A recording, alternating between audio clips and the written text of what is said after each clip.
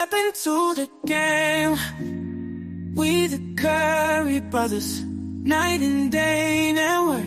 We bring awareness to the community, spreading consciousness. With the truth, we chase greatness. In the darkness, we shine like the brightest stars. Using our platform to break mental prisons. You know who we are. From the streets to the stage, we never back down. Constantly evolving, we wear the crown. Mindful warriors, we're changing the game. Never staying the same. Night and day network, we're here to stay. Bring awareness and consciousness every single. Don't be fooled by the internet. It's cool to get on the computer, but don't let the computer get on you. It's cool to use the computer, don't let the computer use you. You all saw the Matrix. There's a war going on, the battlefield's in the mind. The prize is the soul. What up, y'all? What's going on? What's going on? What in the hell's going on out here? Yeah, we back with a interesting topic, you know? Very interesting. This is a very, very, very interesting topic right here, bro. And this topic is based off the power of the tongue, man. Like if y'all didn't check out the P&B Rock one I did earlier, make sure y'all check that out on the channel as well. And go ahead and replay that. I premiered that earlier. So we wanted to, expand on that and extend that and do a whole live stream based off of celebrities who predicted their own death. It's power in the tongue. Yep. Power in the tongue. I don't know why this went loud. I don't know why that went loud like that, but it's definitely power in the tongue, bro. I mean, yep. Yeah, it's been some airy stuff going on out here. Thanks, love, for sharing the live stream. Appreciate it. Yeah, what's up, Marco? All right. What's up, Wendy? All right, man. Shout out to y'all that just coming in here. Please make sure y'all smash that like button. Yep. All right, go ahead. I mean, we going all right, let me see. All right, let me do this. Yeah. Mysterious deaths. Predict their own deaths. Yeah. Power in the tongue. Power in these, all right, hold on, y'all. Let me do this real quick. In the meantime, please hit that like button. Oh, shoot. All right. Hold up, Goomba. What's going on, bro? All right. All right, so. Come on, push the button. Yeah, come on, push your button. Push the goddamn button. Push the goddamn button. Yep. Keep in mind, we still got the sale going on, so make sure y'all hit us up on nightanddayNetMarket.com or Night and Day Herbals. You know what I mean? Get your natural products. Spend $55 or more. Get 50% off. Use discount code IndieLive50. That's IndieLive50 during the checkout. You know what I mean? Definitely appreciate y'all. Yep. Shout out to y'all just coming in here. Please make sure y'all hit that like button. But we ain't gonna keep y'all too long. We're gonna get into these. Definitely get into these. So all right, well, let's get started, man. Let's get started with this. Let's get it. 15 celebrities that accurately predicted their own deaths. Death is part of life as people are born and die at some point. Unfortunately, no one knows when and how their demise will be, as death remains a mystery. History, however, has witnessed some people and even celebrities who seem to know about the tragic events of their passing on. These are some of the celebrities that accurately predicted their deaths. Mark Twain said that life's only certainties are death and taxes. While nobody seems to know when they will die, it is a sure bet. Many of these celebrities' deaths shocked the world even though they somehow saw their end long before everyone else. The list of celebrities who predicted their death is long. From music icons to great sportsmen, here are 15 celebrities that accurately predicted their deaths. All right, so we got Notorious B.I.G. up first. So let's go ahead and get into his what he said in his lyrics. 1. The Notorious B.I.G., or Biggie, was one of the rappers who predicted their death. In the song Suicidal Thoughts on his Ready to Die album, he said, I wonder if I died, would tears come to her eyes? I want to leave. I swear to God, I feel like death is fucking calling me. And you wouldn't understand. Biggie was killed on March 9th, 1997 by an unknown assailant in a drive-by shooting in Los Angeles. All right, 2. Tupac Shakur. Tupac Shakur is one of the rappers who represents the reflection of gangster rap culture to date. Tupac at one time was asked where he saw himself in a few years, and he said, "Best case, in a cemetery. Not in a cemetery, sprinkled in ashes smoked up by my homies. I mean, that's the worst case." And that's kind of like when he did that shit too. Like it was rumors that, well, I think Idi Amin confirmed that they did that. They rolled Tupac up, ashes up in a blunt and smoked it on the beach or some shit like that. Well, Keith D say he the one that put him there, and him and Diddy.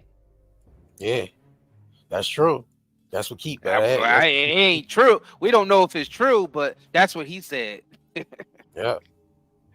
So it's like I guess the Outlaws did it based off of the lyrics that he put in the song. You know what I'm saying? I don't know if that's what it was, or they might have talked about that. You know, they probably talked about shit like that. Who knows? Fact. You know what I'm saying? And then they, you know, it was like, well, whoever died first, we're gonna roll up our ashes and smoke and shit like that. They kind of what is How High? They did that. How shit High, How High?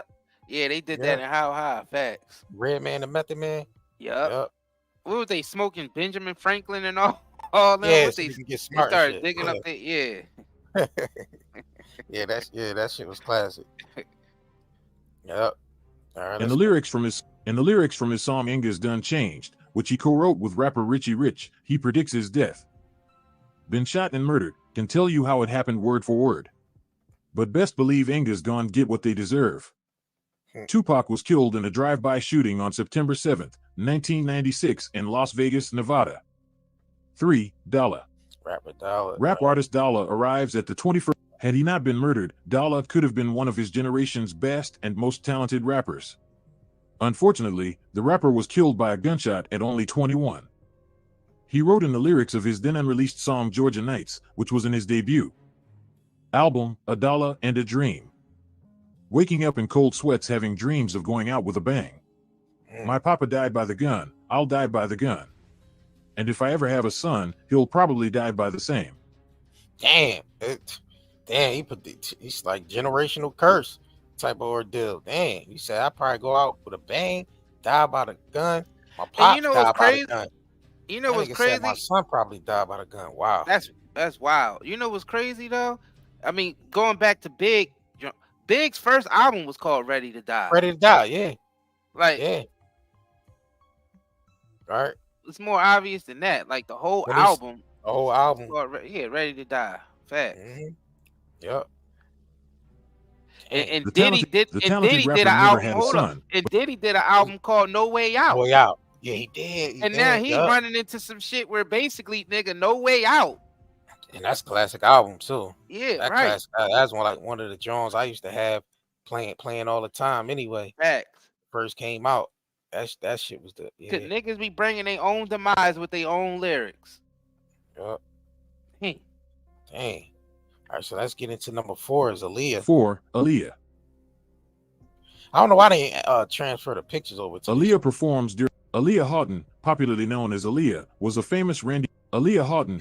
Aaliyah is one of the musicians who predicted their death. The 22-year-old died when a small Cessna crashed on August 25, 2001, shortly after takeoff from the Bahamas. Although the investigation focused on engine failure and overloading as possible causes, many believe it was fate. 1 month before her death, Aaliyah spoke to the German newspaper Die Zeit about a recurrent dream. It is dark in my favorite dream. Someone is following me. I don't know why. I'm scared. Then suddenly, I lift off. Far away. How do I feel? As if I am swimming in the air. Free, weightless. Nobody can reach me. Nobody can touch me. It's a wonderful feeling. Dang. Power in the words, bro. And she said I felt like a lift off, like my floating in the air. Dang. Telling you, bro, shit crazy, man. This is mysterious. I need to hit y'all with them at least one time, real quick. You don't find that suspicious? You don't find that suspicious? You don't find that suspicious? Princess Diane. Let's get into it. 5. Princess Diana. Diana, Princess of Wales, predicted her death in haunting notes before the fatal car crash in Paris. The princess was traveling from the Ritz Hotel with Dodi Al-Fayed, her then partner, when the vehicle, at high speed, lost control and crashed in the Alma Tunnel. According to the news, Victor Mishkin, Diana's legal advisor, revealed notes of his conversation with Diana less than a year before she died. She expressed her fear that someone was staging a car accident to kill or seriously injure her. There was, however, no evidence that Diana's death was anything more than an accident. 6. Pistol Pete. Pistol Pete Maravich of the Utah Jazz looks to pass circa the late 1970s during a game. Pete Maravich, famously known as Pistol Pete, was an American professional basketball player.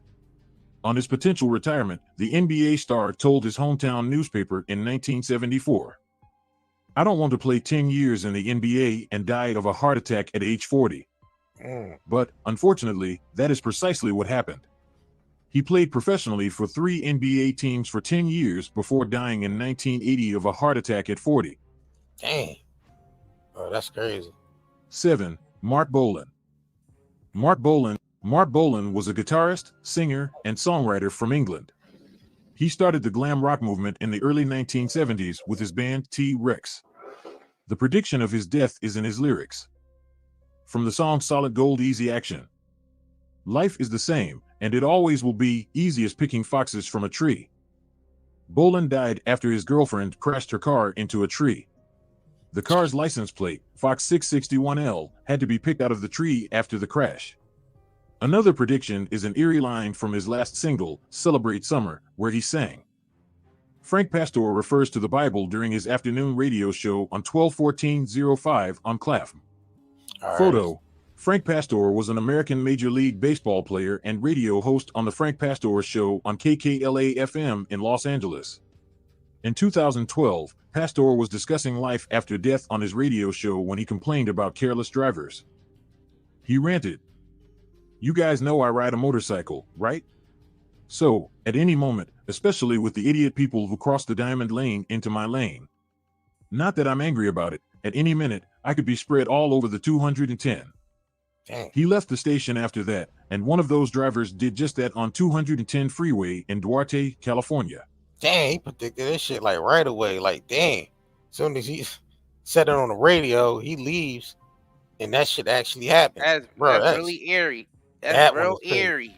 Eerie, yeah, that's the. I gotta hit him with it, bro. I need him. You don't find that suspicious? You don't find that suspicious? You don't find that suspicious? That's a crazy one right I don't like the fact the article sped past the Princess Diana Joan because I felt like the Princess Diana Joan was kind of different. Because I felt like, see, if anybody know about the rumors that happened around that, it's like she discovered a plot against her from her husband allegedly. So it's like she found something where he was planning an accident. So yeah, I mean, to take, so that's kind of different. These other accounts are like some airy shit, like niggas is just saying it like either in a lyric or just saying it, you know what I'm saying? Like, oh, it's a possible scenario that this can happen to me, and then it happens to him. But with Princess Diana, that's kind of different. Yeah. That was like, she discovered some type of plot against going, you know what I mean, that her husband had against her. So that was I felt like she's like more so that was like a hit. Like she yeah, you know what I'm saying? Like the other ones where they were just like passive lyrics or just passive, you know what I mean, chatter about scenarios that can happen. Right. Dang. All right, so John Denver. 9. John Denver. John Denver was a famous singer, songwriter, humanitarian, actor, and activist. Denver wrote the song Leaving on a Jet Plane in 1969. This is another one of the lines from the song reads, "'Cause I'm leaving on a jet plane. Don't know when I'll be back again." Famous line. Unfortunately, Denver tragically died as his route along Easy plane crashed near Pacific Grove, California. I hit him with it, bro. You don't find that suspicious? You don't find that suspicious?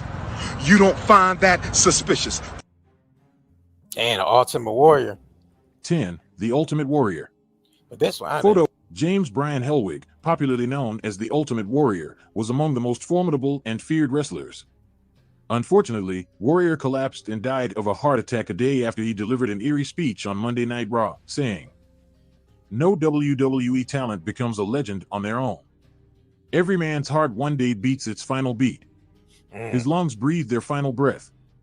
And if what that man did in his life makes the blood pulse through the body of others and makes them believe deeper in something larger than life, then his essence, his spirit, will be immortalized."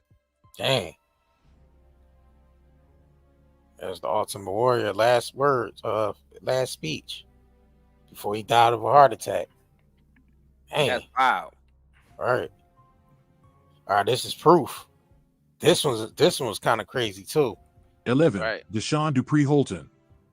Deshaun Holton, aka Deshaun Dupree Holton, known professionally as Proof, was an American rapper and a close childhood friend of hip-hop artist Eminem.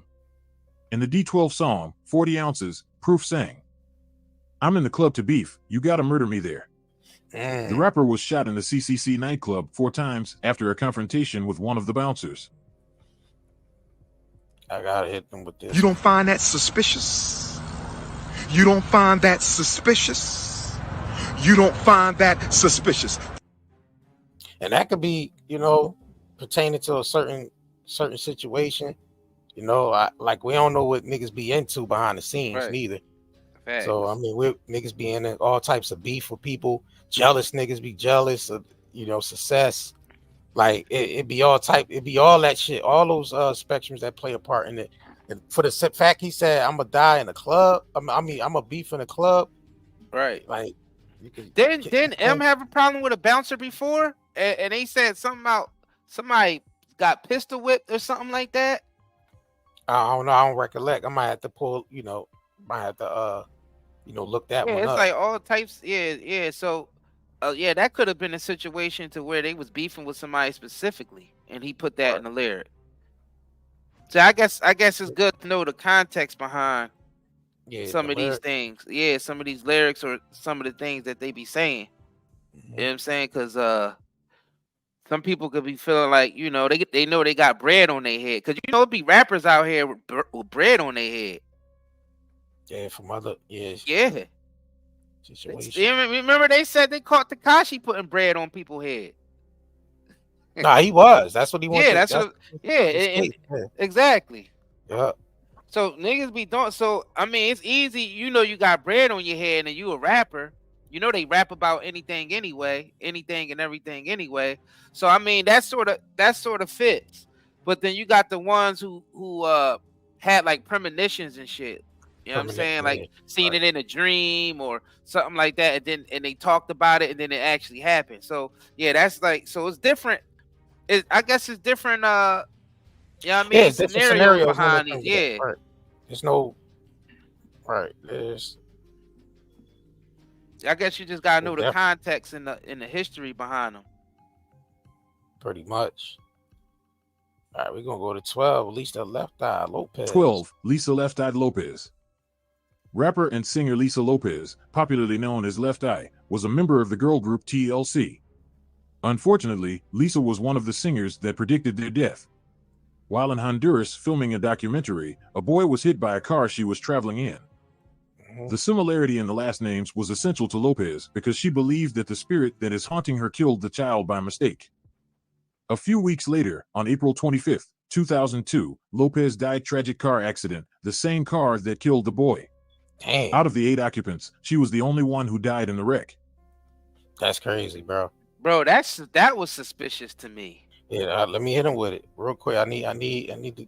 Go ahead. You don't find that suspicious. You don't find that suspicious. You don't find that suspicious. Dang. Was that the with the little red car? Yeah, that's on YouTube. Yeah, that accident is on YouTube. And I'm like, how did 8 people even fit in that damn car? They were sitting on top of each other. Nigga, that's the most bogus thing I ever heard in my life. 8 people in that little ass car, and she's the only one that dies. Yeah, that was kind of mysterious too. Bro, that shit don't even sound right. That never sound right to me. Right. Eight people in that little ass car, bro.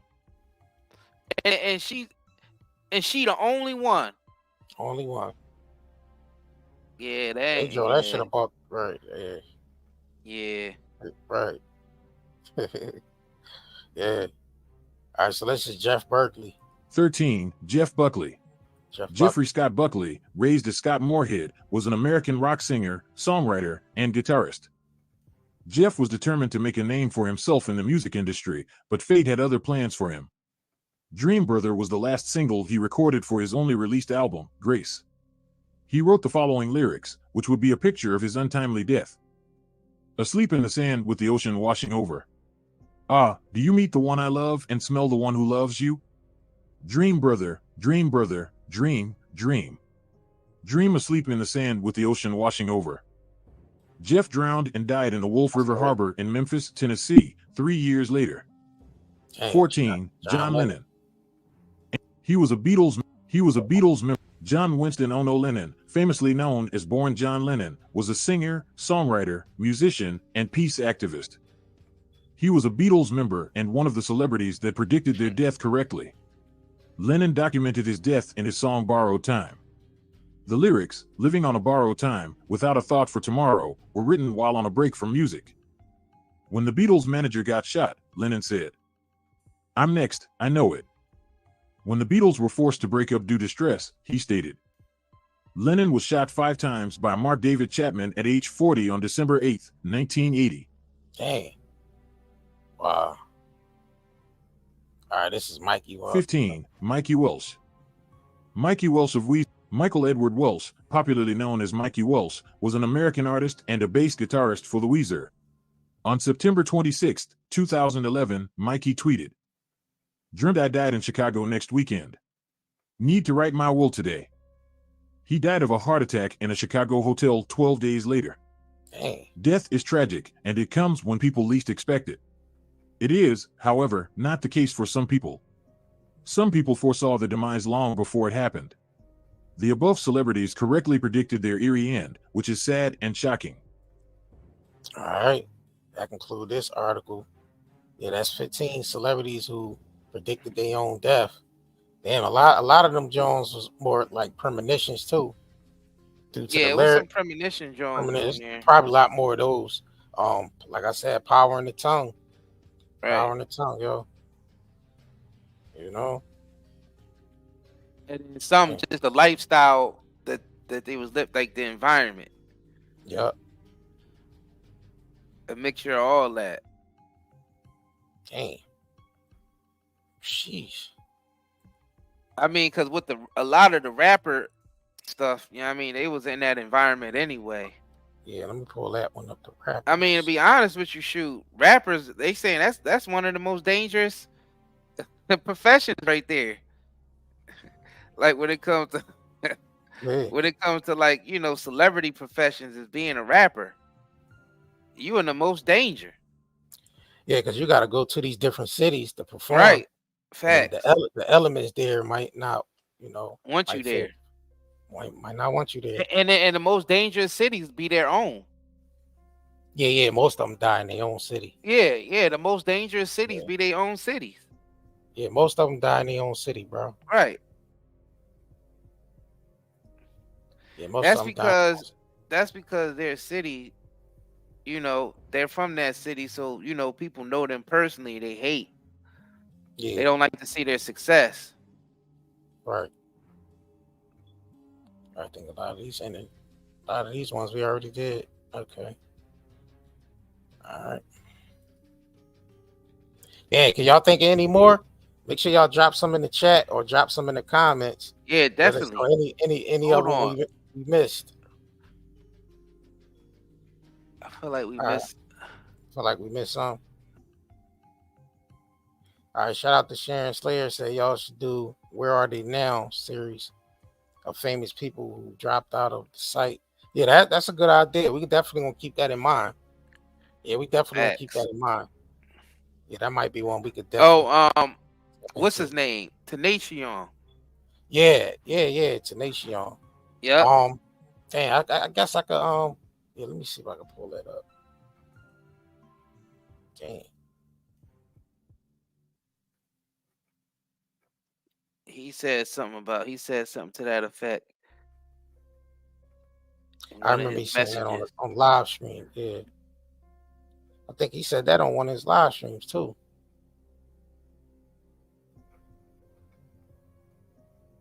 Let me see something real quick.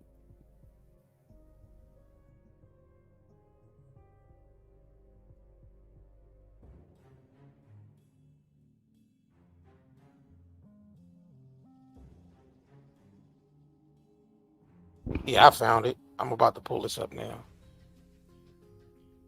All right, hold on, y'all. I remember I doing that shit on his IG live.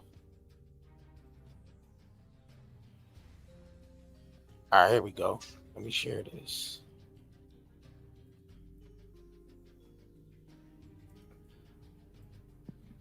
All right, here we go. The last music videos that XXXTentacion shot actually portrayed him attending his own funeral.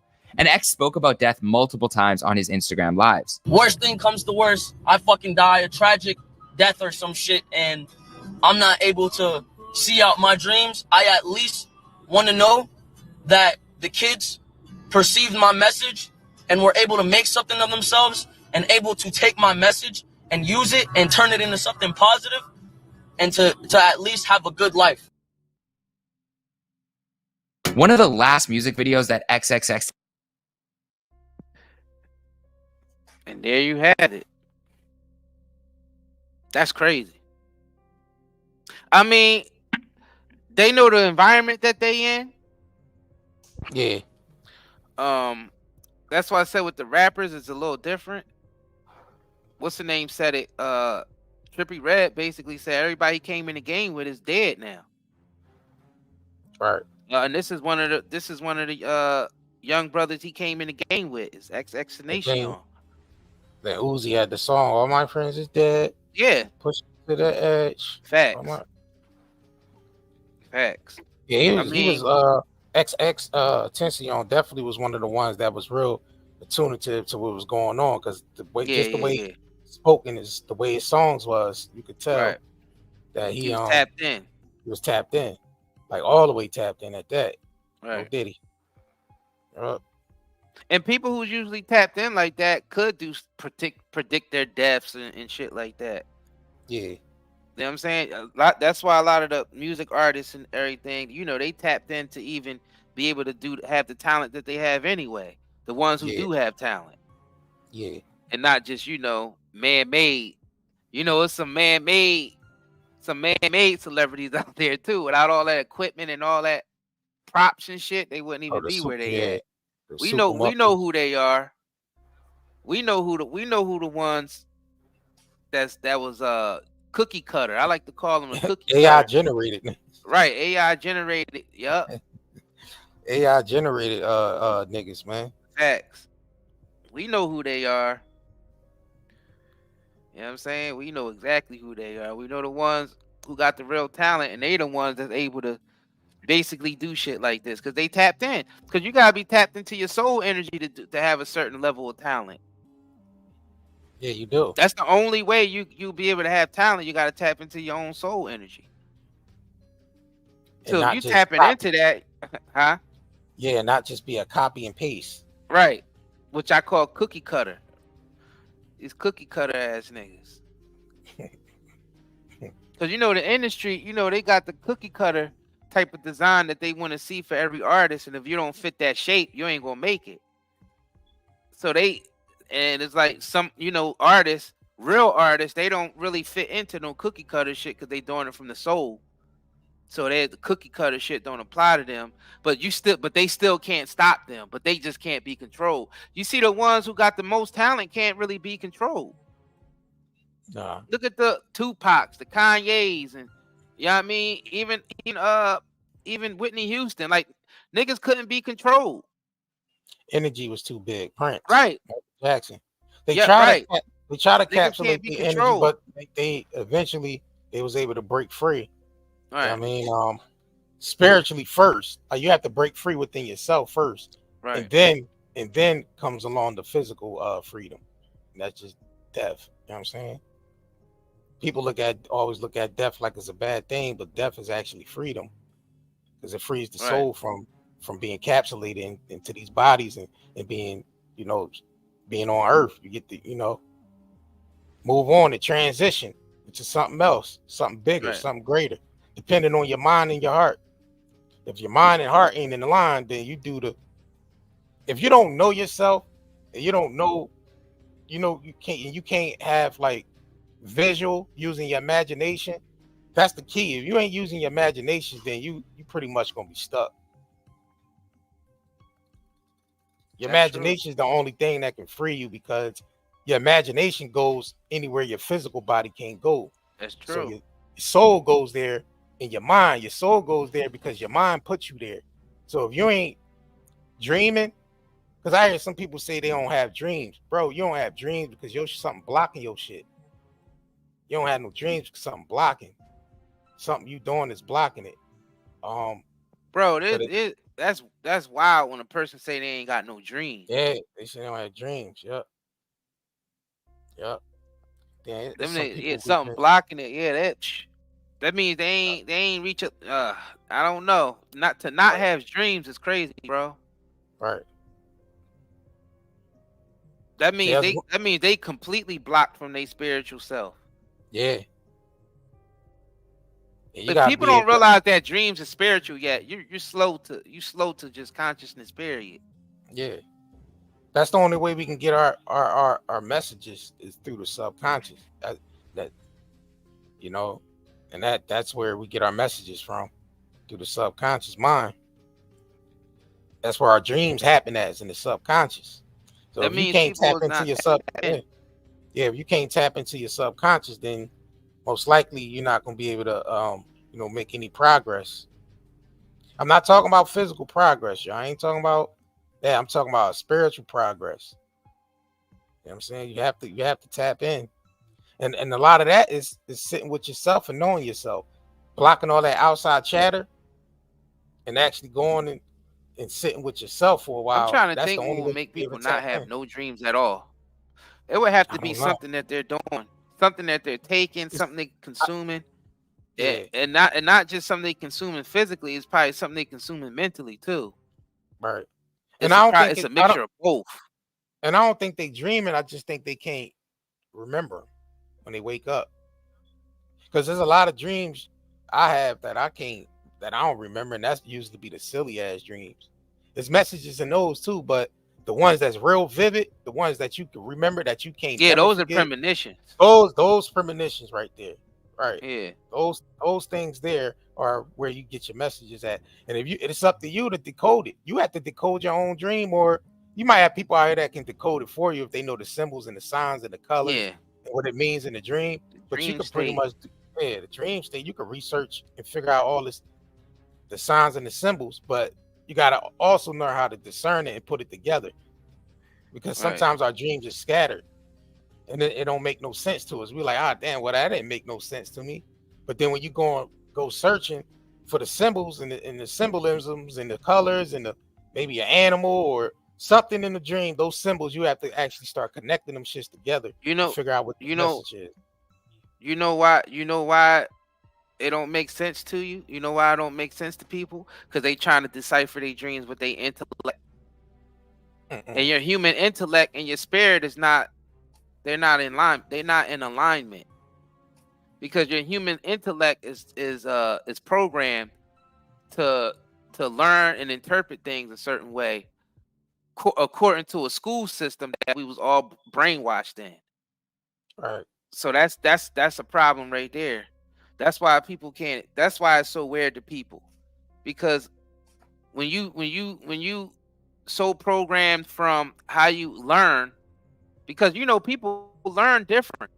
But when you go to school, it's a cookie cutter learning type of thing. They make you learn a certain way. Like they say, you know, melanated people learn better through images. You know what I mean? Through our imagination, through images. Yeah. You know what I'm saying? But, you know, school don't really They don't tell her to that. You know what I'm saying? Don't really tell her to that. So it's quite, yeah. It's crazy, man. It's crazy how this is set up. Real crazy. But people interpret their dreams based off their human intellect, and yeah, that's not how you're supposed to do it. Nah.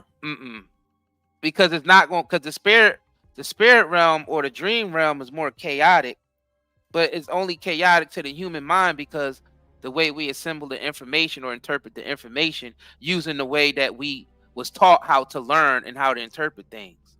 We don't even realize we programmed in that way too. We program, like, we're not just programmed by, you know, whatever TV program. We're programmed in the way that we learn and interpret things. Yeah. And our soul and the spirit realm don't interpret things or learn the same way that our human intellect side does. So when you try to decipher your dreams, you got to actually literally decipher your dreams using soul energy.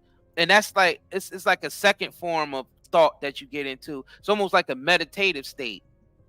It's not really a human, it's more of a state of feeling, of feeling and energy. But it's still intellectual at the same time. See, that's where F people up at. See, it's a feeling, but it's still intellectual. But it's not human intellect. This is for the niggas who really conscious, who really tapped in. Because it's a different type. Niggas that's really tapped in know what I'm talking about. It ain't a human intellect, but it's still an energetic intellect.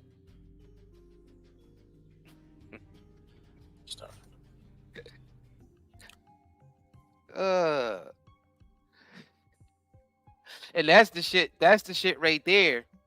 The powerful shit right there. That's the powerful shit right there when you start understanding that. And then you could do all types of shit. You could easily interpret your dreams. Because you ain't going to be interpreting them with the mind of a human. Nah. You know what I'm saying? Because people want to know what God is. If anybody believe in God or if you believe there's a higher power, people want to know, well, what is that really? Well, it's intellectual energy. You know, energy can't be destroyed. It can only be transformed and generated. And just imagine if lightning was very intelligent and keep records. That's what the Most High would be. Energetic, intellectual, energetic intellectual. It ain't, see, our human mind breaks things down so we can interpret it, you know, through our 5 senses. So it's different on another level. So that's why some of these individuals was able to tap in to what was going to happen to them on a physical level. So they have dreams and premonitions, and they able to interpret that in a way. And then if you're an artist, it comes out in your work. If you're a singer, it comes out in your songs. If you're a writer, it comes out in your writing. Yeah, it comes out through your it comes out through whatever creativity or craft you got. That's another way to be able to interpret it, because anybody who's into creativity, you know, it's an energy. It's not a human intellectual energy that actually help you create. It's that feeling that I was telling you about. Is more of an intellectual energy and not a human intellectual type of thing. It's not. That's why it's levels to it. So you can learn something technically, but your soul is what takes it to the next level. That's why you have different levels of shit. Yeah, you know what I mean, you have a Mariah Carey, but then you have a Whitney Houston. And I ain't taking shots at Mariah, but we know Mariah, as far as when it comes to that music, she ain't on the same soul level as Whitney. You know then not only that, the soul is with power. The soul is it's like the battery that powers the imagination. Right. To even bring it into fruition, you got to bring it into. That's the only way you can bring it into fruition is through powering it with your soul energy. Right. It's like a battery. It's like a spiritual battery. Fact. You know. I see Goomba talking about he didn't have no drink. Well, Goomba, you gotta consider some of the meds that you take. There's certain pharmaceutical meds that people take that stop them from dreaming. And it blocks off your imagination too, as well. Keeps you from it keeps you from your creative side. It damn sure do. Because you have your technical side, but then you have your creative side as well. Left, right. I mean, left brain, the right brain, being the duality. So your duality, creativity is part of your duality. Using your imagination, and actually, the technical part is how you bring it into fruition, how you manifest it into the physical is through your technical self. But you still need that creativity side. And a lot of the medications that the doctors prescribe, a lot of the psychiatric medications, it cuts you off from your creativity. It does. Lithium and all that shit, that blocks your creativity. Well, I tell you what, activate your dreams again. Something called Blue Lotus.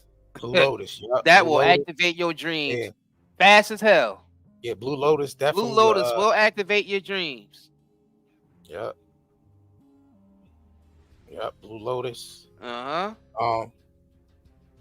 mean, you can unlock. You can still, unlock that creative side. But I mean, unfortunately, if you're on medication and stuff, then it's probably not going to work.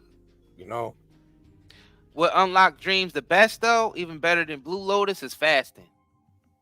Water fasting. Water fasting to unlock everything. Yeah. If you have a problem with dreaming, if you have a problem with not dreaming and it's creeping you out, like damn, what these brothers are saying is kind of creepy. I just noticed something. I haven't dreamed in like 2 years. You need to do a water fast. Right. Yeah, I mean, if you did a solid 3-day water fast. 3 to 6 days. Yeah. 3 to 6 days. I tell you the truth. Yeah, 3 to 6 days. As long as you can go, but 3 days minimum. 3 days minimum water fast. Your ass gonna be dreaming again. And vividly too. And you dream more very vividly. And you're gonna start feeling light. You're gonna just feel light, period. Just everything you do, you're gonna feel light. Now, some of you niggas who eat a lot of poison, like eat fast food every day, you niggas gonna go through a detox. So it's gonna got a detox 3 days first. for them might feel like hell. Yeah, because it's like weaning yourself off heroin and stuff. Because food, a lot of drugs in the food that we eat. A lot of drugs, food that we eat. All that shit that's in the bag. Niggas be like, oh, in order to eat healthy, you gotta look at the calories and fat. Nah, nigga, look at the motherfucking ingredients. Look at all that scientific shit on it. That's chemicals. Those are drugs. Those are called heavy drugs. All that scientific shit on the label, that's heavy drugs. You can go and you can Google Wikipedia each ingredient on those long ass ingredient lists. And if you eat that shit every day, you're gonna have a problem with your fast. Your fast is gonna be a lot harder. But if you coming from, you don't eat that bad, you cook a lot of your meals and the shit that you put in it, you'll probably be all right with starting off with a 3-day fast. But people who eat a lot of shit, you gotta be careful because those first 3 days are gonna feel like hell. Yeah, you're gonna feel like even get heroin that again. You're gonna look like Ray and Jamie Foxx when he played Ray, throwing up and shit.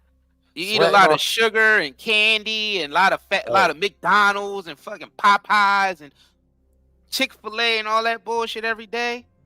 Yeah, you gotta ease your way into a fast. Yeah, and you're gonna you might go into a depression state a little bit. Yeah.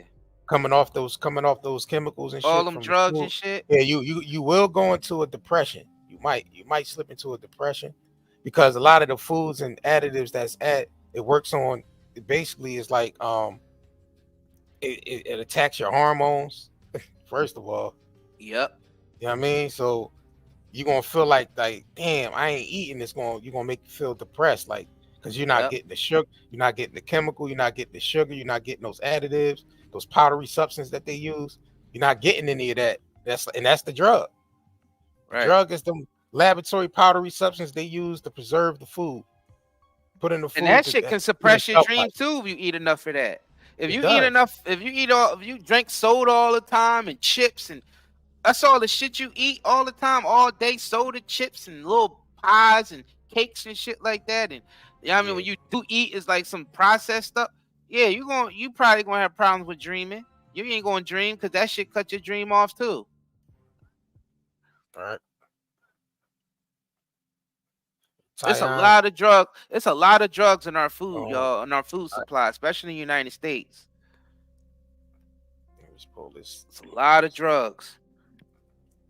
Oh shit. Tyon said, have anyone here been oppressed by the spirits? I mean, yeah, you can be oppressed by the spirits if you allow it. I mean, it's a fight every day. So yeah, you might lose some days. Because that fight within, you battling with yourself. That's the ultimate battle that broke out in heaven, is the battle that broke out within yourself. The good and evil within yourself. Yeah, you're gonna be fighting that. Yeah, you constantly fighting that every second, every minute, every hour, every day, every week, you know what I'm saying? Every year, you constantly fighting that. That's the only fight that matters. It is the fight within. Oppressed by spirits can mean emotional trauma too, that you yeah, right, oppressing yourself with. Emotional trauma that you probably haven't dealt with yet. Yeah. That's what people say, you know, doing shadow work and all that type of shit. That's dealing with your inner self and dealing with all of the trauma and shit that you dealt with in your own life. True. I mean, and sometimes it feels like oppression. Right. You know what I'm saying? It feels like it's a spirit of oppression, which actually it is. You talking about literally possession? Possession. I mean, everything is possession. But we're all being possessed right now. Yeah, but you only everything is possession by your own self. Facts. By your own mind and everybody's your own heart. Possessed right now. Everybody got a soul spark in them, and that's basically possessing. That's possessing these physical vessels that we in. There's something that's possessing these physical vessels, and it's the real you. Right. So yeah, the whole possession thing, that's a scam. See, we've been taught wrong. Niggas been taught wrong. We watched all these fucking movies and the Exorcist and all that shit, and then we get all that shit in our mind, and then you know what I'm saying? Bro, nothing did more damage than the church, my nigga. Oh yeah, facts. The church. Well, the movies reiterated, but yeah, you're right. The church is the one that started that shit. Is that even before we had movies and that's entertainment and all that shit, period. Before we even had a Hollywood, we still had people suppressing the information and manipulating the information to use it for their own personal gain. And that's been throughout history. Right. So I wouldn't even say now Hollywood, basically turned, put it on steroids because we was able to see the images. Right. The images. I mean, the images is what got us. What's up, Tracy 313? Yeah, our images, bro. The imagery is what. But a lot of the origin is the church misinterpreting the scriptures. Yep. That's basically what it is. Yep. And the thing is, a lot of us misinterpreted it because of the way we were taught to learn. Exactly. So we reading the scriptures like how we was taught to learn in school. Exactly. That's what's effing us up. See, we're not realizing the way we would learn, the way that we were taught to learn in school is not even our nature. Yeah, we're not taught through our spiritual lens. Right. We only taught with our physical eyes. We're not really taught through our spiritual lens, which makes us robots, which turns us into robots. It makes us basically it turns us into robots. Hardwired to basically follow the system. Facts. That's why the most a synthetic eccentric people, they the most tapped in. The people you say is weird and shit. Like you look at Prince, nigga like Prince, like damn, that nigga weird as shit. He out here with motherfucking leather pants on with the booty cut out and all this crazy, looking crazy as hell. But then look at the level of talent that he had. Look how much he was tapped in. Even though he looked weird as shit, nigga dressed weird as shit, niggas look weird as shit, niggas might act weird as shit. But that's how we all supposed to be. I understand what Prince was doing though. He was tapped into that androgynous energy between the male and fact. Androgynous, basically canceling out the two of femininity and masculine. He basically emerged the two, and he was basically tapped into the androgynous shit. Well, because he was tapped into soul energy, and your soul is androgynous. But when it manifests on Earth, when your soul manifests on Earth, it comes in either as a male or a female. Yep, splits into two. Yeah. Yep. It comes in as male and female. You know what I'm saying? Man I and ain't like woman, I ain't man like that and shit woman to is be actually a wear, different but concept. Man and woman I is actually a yeah different concept. School effed us up. Because yeah man, when the Bible talks about man, it's talking about mankind. And yeah mankind is made up of both male and female. So yeah people don't even understand that language because we still taking that shit back to school. We read the Bible like we read in a fucking history book in school, and that's not. You got to understand the context through your spiritual lens. And a lot of people just go by science definitions or just the way that we learn is all effed up. Period. Mankind as in whole is made up of both male and female. So your soul is androgynous in the sense that it's one being, but when it manifests on earth, it comes down either as a male or a female. Because all of our souls is really one soul. That's what the Most High is. It's our soul. That's why it says your soul go back to God. Because there's only one energy in the world. It's only God's energy. There's only one energy. We all connected to that one energy. It's our human mind that alienates us from that energy. Yeah, I ain't understand that print shit till later, and I always thought yeah. It's a whole ritual that his soul had him going through.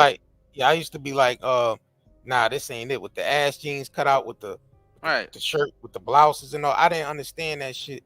Like I just thought it was weird. I'm like, I don't think the nigga gay nothing because his music sent him through that ritual, bro. Because he, you know, but I understood. I understood later. Yeah, I understood later on when I was tapped in and I understood, you know, knowledge of soul and now, you know, I understood what he was doing. And then I went back and like, oh yeah, he was tapped into that androgynous shit. You know what I mean? Combining the two.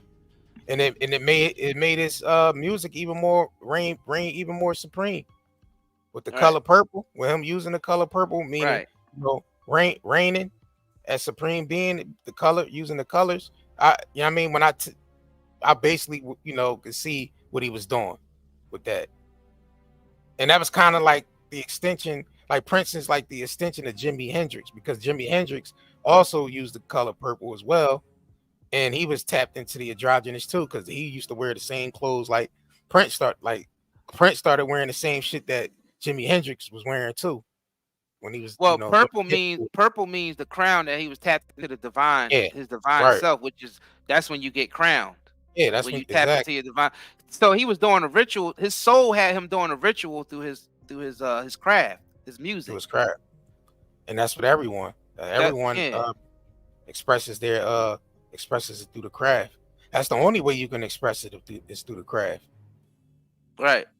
Because it comes through the imagination, and that's why he was compelled to take the Batman. Prince was compelled to take the Batman soundtrack over because at that time he was going through something called the Dark Night of the Soul, and that's what Batman represents. See, that's a whole nother level that most niggas ain't even ready for that shit. I don't even know why I said that. Well, the niggas that's ready for it, that heard it, that resonate with it, y'all get what we saying. He did the whole. He had to do the Batman soundtrack. That was in the 80s and 90s. You know what I'm saying? And then the symbol that he had, that symbol was a male and female symbol. It was an eye at the same time, which represents the soul. And the soul was both male and female. He created them. Right. And Murphy. He created them, male and female. Yeah, his Prince sign, he combined the two through the sign he did. Yeah. Yep. He eventually, combined. And that turns into the Ankh. It basically turns into an Ankh. Yeah, to the Ankh. Yeah, it was. Yeah. Because the Ankh represents the feminine and masculine. That's what the Ankh represents. That's all it represents. Let me see if I can pull a Prince symbol real quick. That's all it represents. Mm-hmm. And that's what the song Dove's Cry is about. The feminine and the divine feminine and the divine masculine arguing with each other. Yeah, doves. Yeah, when doves at war with each other, right? But that's happening within. Yeah, Prince was a whole. Yeah, that was a whole ritual. Same thing with Michael Jackson. Yeah, Michael Jackson came down here black and left white. Left white. That was a whole. He literally ritual. Acted out the whole yin and yang. His song, Black and White, the whole fucking yin and yang symbol. Yeah, his the song Black and White was the ritual song that he was talking about. It ain't had nothing to do with skin color. He was just talking about it. Damn sure didn't. Duality. Because your human mind is the white self and your subconscious mind is the black self. Facts. That's what motherfuckers got to understand what the ritual is. Your black self is your subconscious mind, and your white self is your human self. The shit that you can see. The shit that's light to you right now. The light world to you right now is some human shit. So your subconscious mind is the dark realm. So that's what niggas got to get that. And that's where your soul resides at. In your subconscious mind.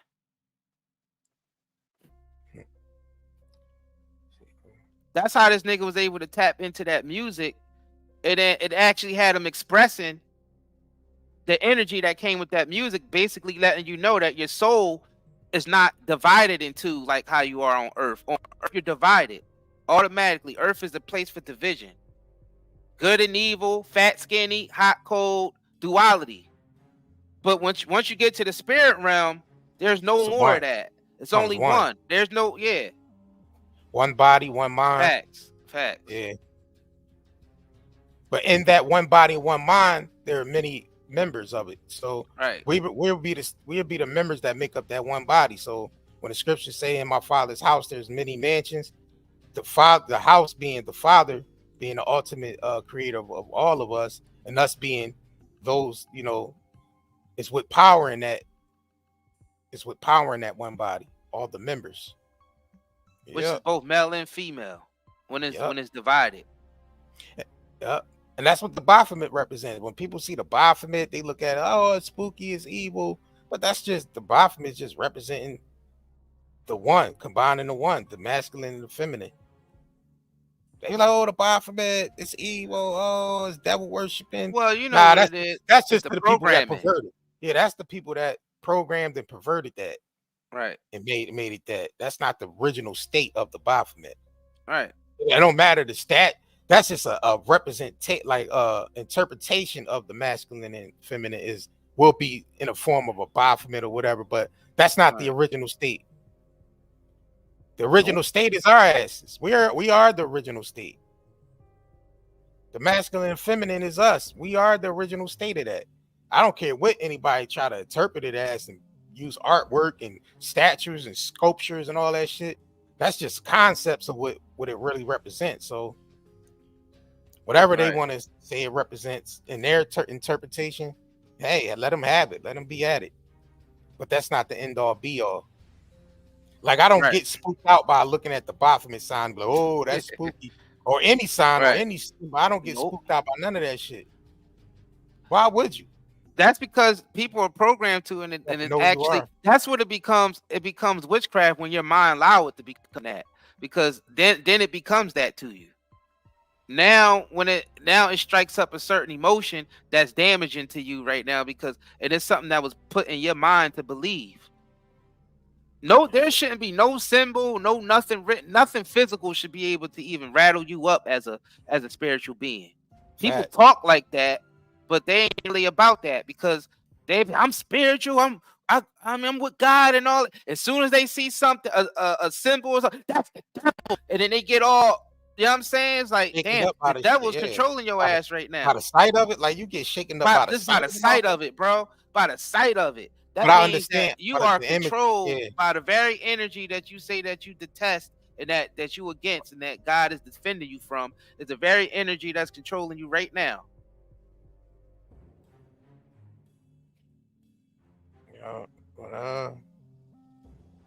Yeah, that's basically the same symbol right there. That's the yeah, that's what he did. He just took and combined, and it looked like he added, like, it almost looked like he mixed the music note, like, or he did. It's the music note, and you see the curve, and then the almost looked like a saxophone or a horn. Yeah. So you represent, our DNA represents, the musical notes represents our DNA. So you look at the music notes, that's what our DNA looks like harp strings, violin strings, heartbeat being, the drum being the drum. You know what I'm saying? So there you go. That's the only trumpet. Yeah, the music is created through the DNA. It's no separate. It's not separate from it. It's no separate from that. So. Yeah, the music is vibration, and vibration is energy. Energy is vibration. So that's Yeah, basically if y'all ain't that's hit that what like it button, is. y'all ain't hit that like button on this video. Y'all must be crazy. So Crazy. reason why we going this deep, no Diddy, because some of these artists got premonitions of their so-called deaths. You know what I'm saying? And we like the reason why they were able to have these premonitions because they were already tapped into their soul energy to even be that talented. And showing you how their talent was just basically a painting that their soul was creating out of energy. Like Jimi Hendrix, for instance, Jimi Hendrix was able to hit notes on his guitars that no one ever hit before. He's tapped in, bro. He literally wired it. He actually wired it himself to be able to hit those notes. Like he customized his own guitars. Like it's like it was something compelled in him to do that, and that's the spirit. That's the God energy that all these different religions talk about. It's actually through the music. It's actually through vibration. It's through the energy. Yeah. That's how it lives. It lives through that. It literally lives through that. So that's how he was able to tap in like this. So of course, when these people dream, they dream premonitions and visions because they're already tapped into. It's like you would call it walking with God, and realizing that God energy is really just it's you. It is you. Everything and everyone is one. The only ones that's divided and alienated, they the ones that's suffering. The only people that's suffering are the ones that's divided. And you're saying a spiritual suffering, not a physical suffering. Both. Any type of division, whether it's spirit or physical, any type of division causes suffering. Now there's levels to it. Some people say that some people believe there's good suffering, and look, more division. Some people believe there's bad suffering. You see how even that's divided. Yeah, these two niggas was going off to the same soul energy like all the rest of us, but they were more tapped into the same angle or angel of that soul energy. You see, it almost like Jimi Hendrix's job had to get finished by Prince. And then if you wanted to, you could add Lenny Kravitz into this picture. It's like 3 different generations of the same type of energy. Yeah, they tapped into the androgynous being. Yep. It ain't pretty much so reincarnated. It's like they the same. It's like the soul divides itself. Or it taps into it. There's an energy source that's there already. So we plug into it. You know what I mean? That's why I said it divides itself. Yeah, it's like a silver lining that connects us from the spiritual realm to the physical realm. It's a silver lining that connects us to the energy. It's like an electric company, and all the houses in the towns and the cities being powered by one electric company. One electric, it's one power grid, but all the it's basically powering all these towns and homes and these cities and all that. So that's what the Most High would be, the one energy source that we all plugged into. Right. Or another good example is if the Most High was a big body of water, and then you take containers and fill bottles up. Fill the bottles up, right. So the bottles would represent your body, and the water inside would represent the spirit of God that's taken from the body of water, or the river of life, if you want to call it that. So the energy inside of us is still God because it's taken from this one source. So when you tap into that, but we tap into different angles of that. That's where the word angels came from, because it's one big body of energy, but we all tap into different angles of it. And we all different spectrums of that. So these two are very, like, these would be the Hendrix and Prince would be like the same race of angels or angles. Right. You know what I'm saying? And like I said, I would probably add Lenny Kravitz into this picture. Yeah. Right. Yeah. Lenny Kravitz. It's a few more. It's a few more. Yeah, it's a few more that's tapped in. Yeah. To this angle of it. All right. Yeah, he came through the Qatar. All right. Came in through the guitar. But it's still all the same energy. It's still from the Most High though. Right. Yep.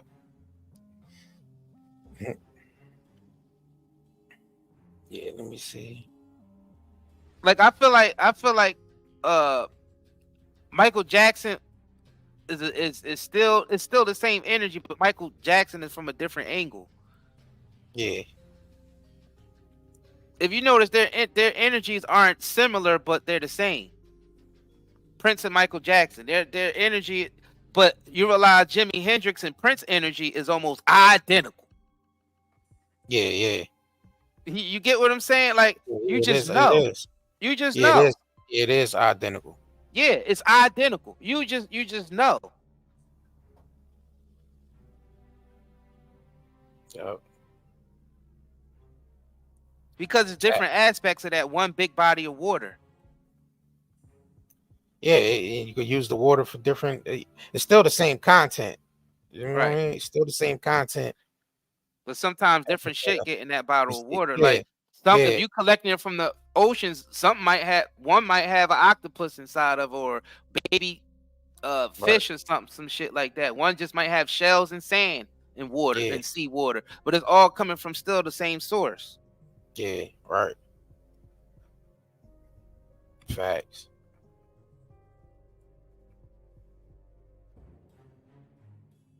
Let me see. I don't know. I feel like Michael Jackson was tapped into. Yeah, he was tapped into it from a different angle. Right. Than Prince and Michael Jackson were. Facts. You mean Prince and Jimi Hendrix? I mean, Prince and Jimi Hendrix was. Yeah. I mean, right. It's still the same energy. He was just tapped into a different aspect of it. Yeah.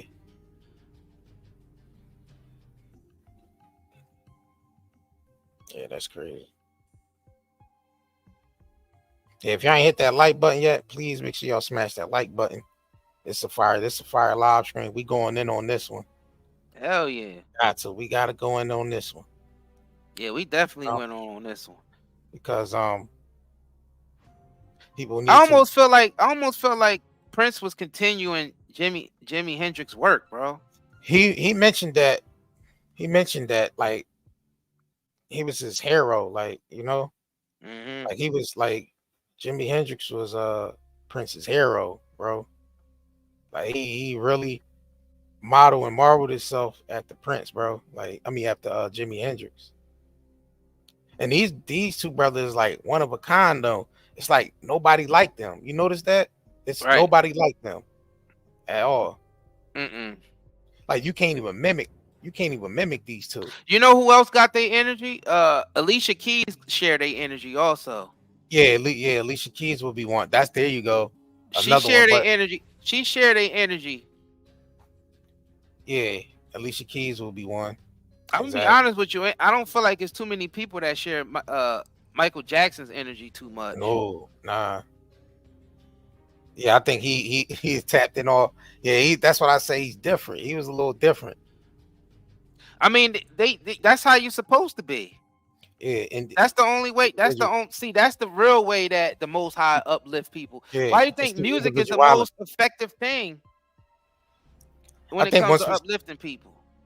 The copying and the cutting and pasting and a cookie cutter. Right. The cookie cutter effect is what. Yeah, it made us lose our power.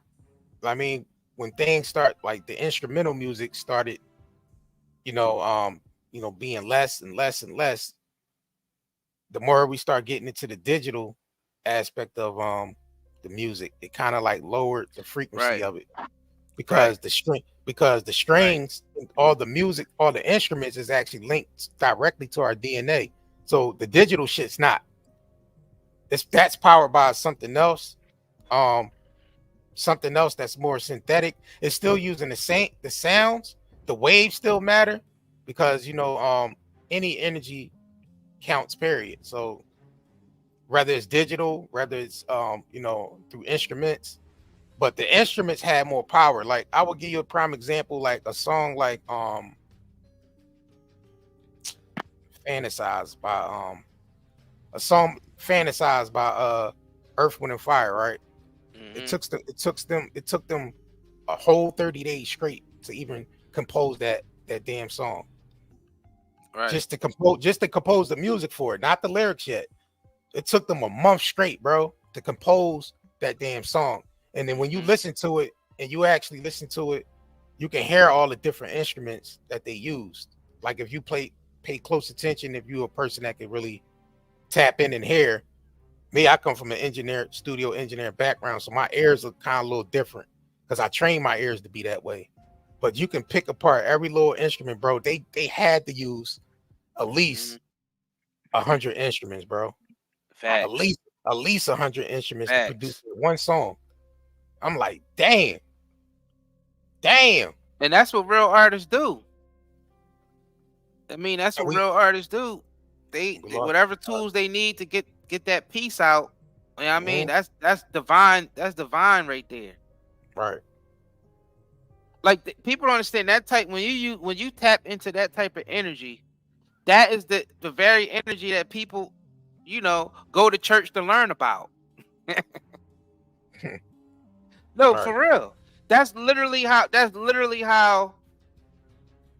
the spirit moved. Because vibration and music, the first thing you see, the heartbeat. The heartbeat is the first thing. Right. Now, and the thing it is, like, even the songs I create, like I power the AI with my own imagination, with my own writing.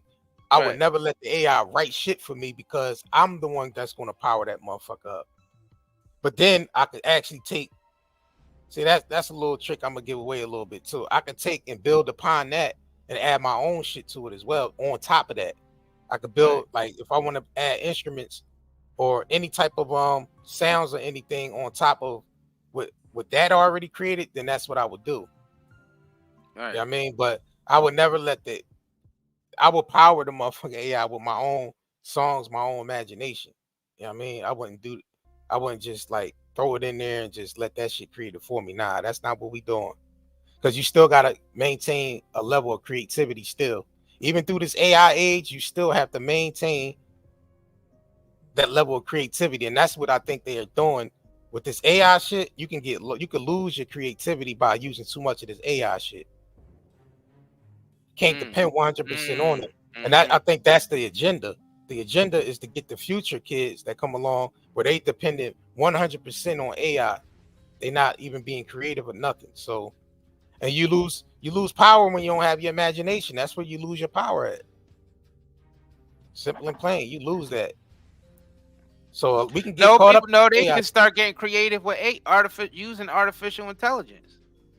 People, you never lose your creativity. Your creativity it'll just be directed somewhere else. Yeah. Because creativity is energy, so you can't kill it. So all they could do is just redirect it. So you would just like you just said, you would just start getting creative using the AI. But then you can also lose a lot of power and creativity, like because you still have to create from the soul. Yeah, you talking about from scratch? You talking about like creating shit from scratch? Yeah, from scratch. Right. That's the organic foods, the organic ingredient, without all the additives and shit to it. Facts. Yeah. You still have to maintain that organic, imagination and shit. So yeah, because getting creative with AI is like getting creative with the processed food. Getting creative like adding fucking honey buns, making a honey bun burger and shit. Your cheeseburger is made out of 2 honey buns and a goddamn burger and some processed cheese. Exactly. It's creative, but it's creative with some synthetic shit. So yeah, I feel what you're saying. I feel what you're saying. Facts.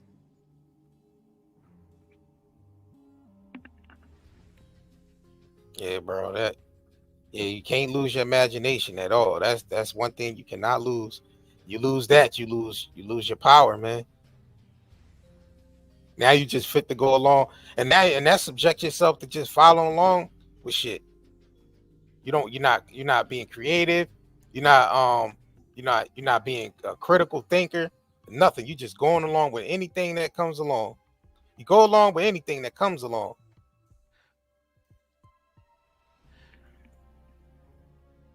I mean, I guess everything is sort of like that, because I feel like civilization is ran like that, period, everybody goes along with everything that comes along because shit, we all using cell phones. Yeah.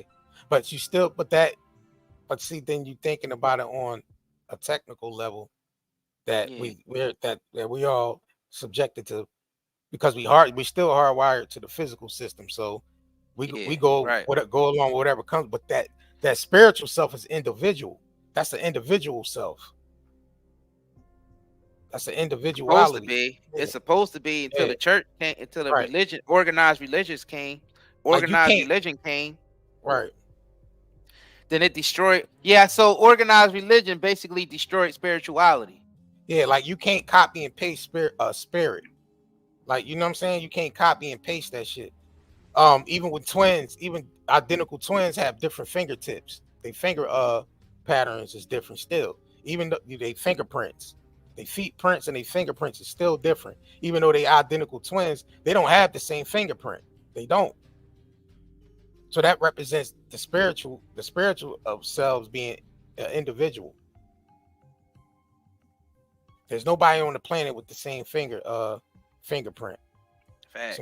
It's impossible. Or the same birthmark. You're not gonna have the same birthmark as someone else. No. You can have the same shape, but it won't look exactly the same. It won't look this, yeah. Because it is groups of different type of birthmarks that's similar in shape, but they never look exactly alike. Facts. Or they never in the same spot. You know what I mean? So yeah, that's the fingerprints and the feet prints are spiritual imprints. Those are in a birthmark. Those three there are spiritual imprints that's printed into us to help us understand that we individuals. We still one, but we individually spirit, but we still one. Because we all still in symbolically. Yeah. Symbolically, that birthmark is the mark of Cain. Yeah, the birthmark is mark of Cain, definitely. Mm-hmm. Yeah. The mark, yeah. Because we was birthed into the land of Nod. People don't realize that this earth realm that we're in, where we don't know, our consciousness is not is not up there. This is literally the land of Nod, the land of sleep, basically. The land of individuals who's not really conscious. Yeah. And we're bearing the mark of Cain right now. Your birthmark is literally the mark of Cain. This physical world. That's your stamp. Yep. Yeah, that's your stamp. When you come into this world, when you're born into this world, you're born with that mark. That's the stamp right there. Yep. There's nobody on this planet without a birthmark. You know what I mean? Unless they physically got that shit removed or something. But other than that, it's everyone is born into this world stamped. Yep. Stamped with the mark. Because we the mark of the beast. And the system we in is physical, the marketplace. Yep. Buying and selling. Yep. You can't buy and sell without the mark. It's not a physical mark. It was a physical mark, but it's a spiritual mark. The mark it. I mean, it's in the name. Mark it. Marketplace. Right. People don't realize the mark of the beast and the mark of Cain is the same deal. And the beast is literally your human nature. Being locked into this human, your soul being locked into this human existence and following human rules when it comes from a spiritual realm that don't follow human rules, because it flows like energy, smooth energy, fast energy. Whereas earth energy is very slowed down, very sluggish, very negative. Very negative. Who you think carries Whitney Houston's energy? Shit, I don't know. I don't think anybody carries her. I think she's one of a kind. I don't think anybody tapped into that. I don't know. Who tapped into what?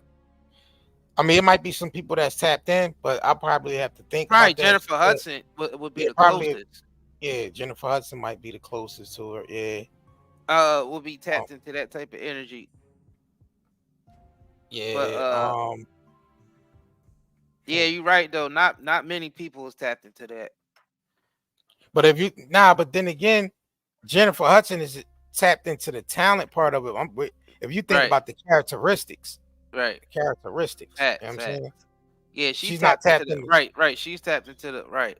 She's not tapped into the characteristics of Whitney.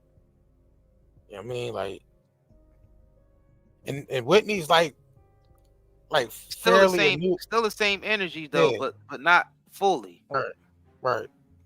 Like we said, if you was grabbing a bottle and getting it out of the ocean, some bottles might have different contents in it. You know what I'm saying? Because there's many things in the ocean that you can scoop up in a bottle, but it's still one ocean, and it's going. The bottles represent your bodies.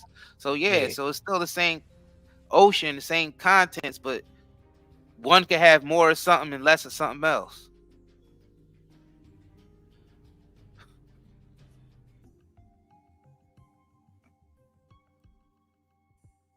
Torian said, dude, what do you think artists, let me pull that up. Do you think these artists learn from the past legends and just don't want to go to do that route for fear of their lives? Yeah, I mean, yeah, a lot of these artists learn from the artists of the past. Yeah. But and some of them take on the lifestyle of some of the artists in the past, and some of them don't. So they tap in maybe into the the talent part of the artist, and maybe not just the characteristics of the artist as a whole. Because like I said, everyone still has that individuality that they still gotta maintain. You can't get lost in these other artists.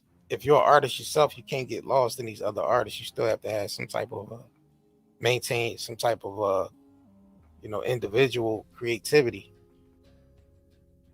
Unless you just a copy and paste cookie cutter type ass nigga. And that's okay if you that too. I mean,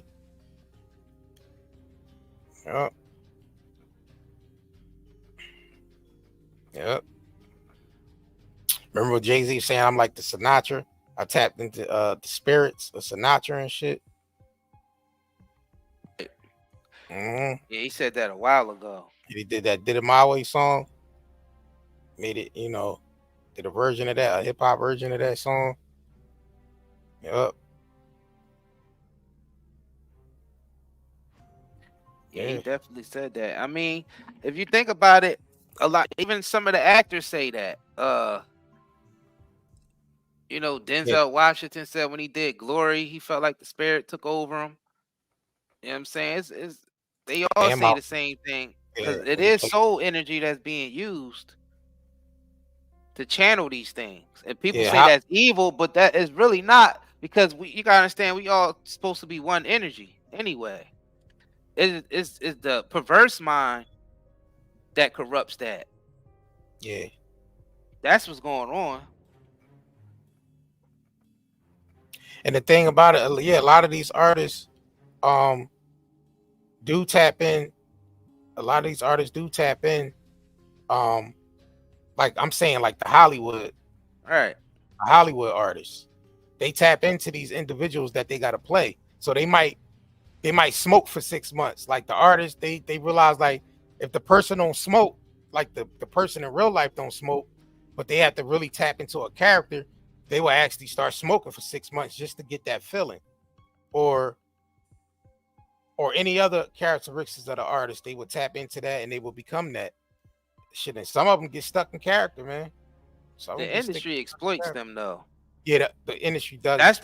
They corrupt the industry, corrupts the energy. Yeah, they corrupt. Yeah, they pervert the energy. They definitely do. That's the problem. That's the problem with the whole Hollywood and industry thing. Like they channel there's nothing wrong with channeling your soul energy to do your work, but when it's being exploited and used for agendas, that's the problem. Yeah, because we're supposed to let the energy flow through the planet and not be too damn evangelistic. You can't be evangelizing all the time and trying to force people to your belief systems. That's something we all got to learn and fight against, because that's what's causing the most disruption. Friction, the most friction. Confusion. It's disrupted. Yeah, that's the disruptive energy that disrupts God energy, because man is the forcing things is the problem. Mankind is the author of confusion. Man, you know what I'm Instead of saying? letting things organically grow, Yeah, we like to force things. yeah. So like letting things organically grow is the healthier option always. Because things do what they're supposed to do. When you try to And that, all right. control the environment too much, and you try to control the energy too much, that causes disaster, and that's what Yeah. we've been seeing. That's what the industry been doing. That's what a lot of these industries been doing. Trying So to they control too they much. capsulize the energy. Yeah, they capsulize Yeah, it. and it never works. It always ends up disastrous because you can't contain this type of energy. And control people. And then Yeah, again, we're not made to control. Like we're not right. spiritually we're free. So we're not created to be be controlled and shit. That's why it So, doesn't last. It mhm. doesn't hold. Like the system is here to control it. It doesn't last. Eventually, because eventually people gotta wake up. They'll wake up to it. Yeah. And when they hold the energy like that, it's basically damn. It's what you call you damning someone. So And it's that's like the when it, only curse. yeah, and that's The when you only stop the curse. energy. When Yeah. you stop the energy flow, because you gotta think about it. The energy flow, that's God's energy flowing through. It's supposed to flow through freely. So when Like you water. stop that, that's called dam. Yeah, Like a that's why I dam. like to use the water, the ocean, and the waters in the bottle analogy. Your body represents the bottle, and the ocean represents the body of God, and everybody get a piece of that. And it goes into a body, and then, you know what I mean, it's different contents from the ocean. Still one ocean, still the same water. You know what I'm saying? But it's just in different bottles. Right. And that's the basic concept. That's a basic concept, really. And we ain't even make it to that level of consciousness yet. That's why the disruption. Collective. Yeah, the collective, right? And then and I understand that it ain't meant for the collective to be there yet, or ever. I mean, like we said, it's an individual thing. Some people wake up in the house earlier than others, bro. Right. I mean, not everybody wake up at the same time unless they're being forced to wake up at the same time. But you can't contain. I You mean, can't contain because that is literally damning something or someone. Like when you try to hold yes, the energy. stopping That's the why flow. metaphysically they built something called a dam, and it's called a dam for a reason, because it stops the flow of water, which is energy, and that actually represents how the spirit moves.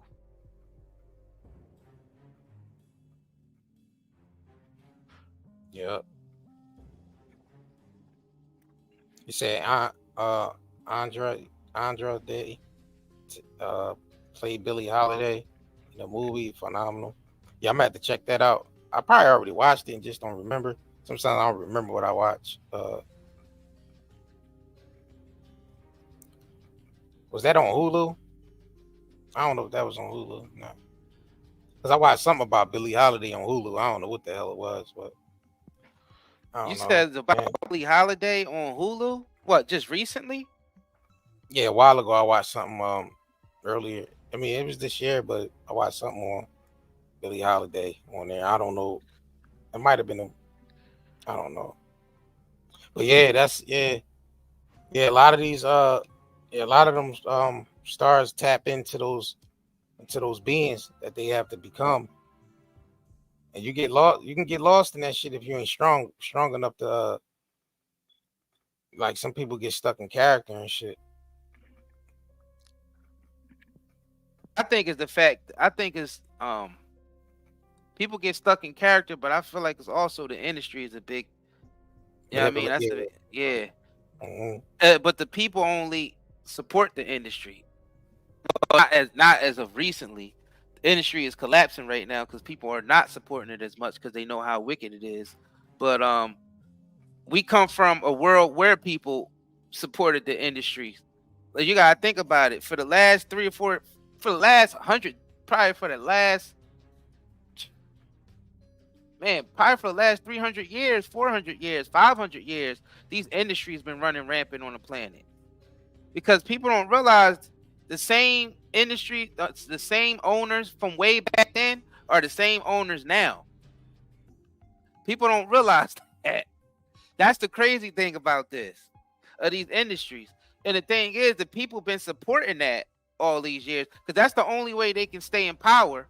So we've been brainwashed all these years. And every once in a while, artists like this come down here and they disrupt things. Artists like Jimi Hendrix, Prince, Michael Jackson, you know, like the whole Renaissance thing, or the hippie movement and all that type of shit. Those energies are sent down here to open up our minds and hearts. But you realize the industries come and they suppress it. They always suppress the energy all the time. And that's what you call damning something. So they basically damned that energy from spreading on the planet. That's a curse. That's a curse. Because you see, they were so against Michael Jackson, they followed that man around everywhere. Listen to all his conversations. They were so intimidated by his energy. They were intimidated by, and they still intimidated by his energy because they still going after his estate. Yeah, right. Hey, one man have all that power. They so scared of Michael Jackson, man. Because they could not believe a nigga like that could walk away owning half of Sony and be that powerful and be that influential in the world. And he was just some kid from, you know what I mean, Gary, Indiana.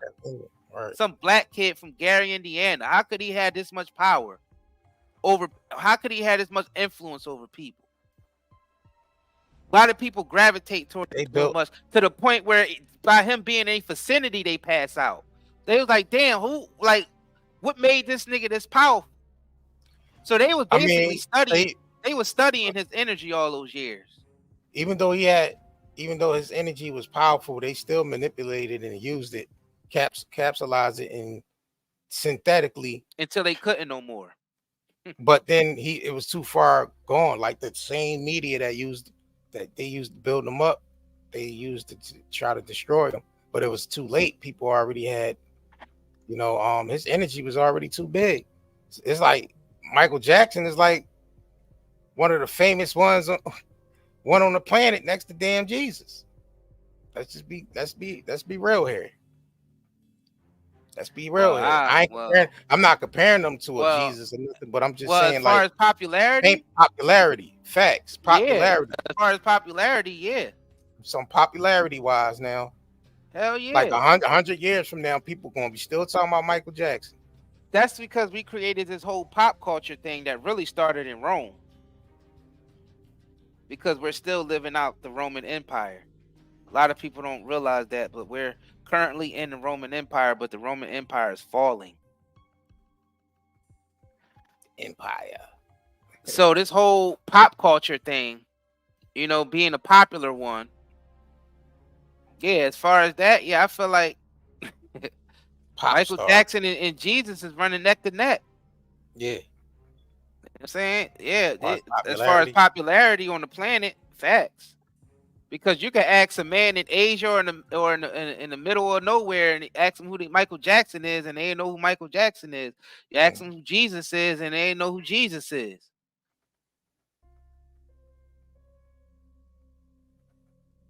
Yeah, so yeah, you're right.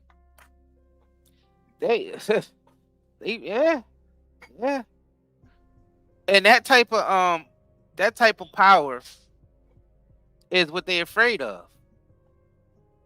They don't want people walking around the planet like that. Yeah, but they can't do nothing about those people walking around on the planet because because the Most High put them in position. There's nothing they can do about it. And I think we all should start looking at ourselves like that. Like we was put here and they can't do nothing with us either. Each individual had to start looking at themselves like that. Do not give all of your energy to someone outside of yourself. You got to realize you're a star. You're a star. You yourself, your individual self is a star. I don't care what synthetic lights they use to project these people into our homes and on these publications to make it look like they're more superior than we are. No, the fuck they ain't. Take away all that shit and who they'd be. There'd be nobody without all average. That shit. Everybody, they'd be like everybody else. But they are someone. They still someone. But they know one. They someone, but they know one because they've been synthetically broadcasted into our homes. Been synthetically put in place, right?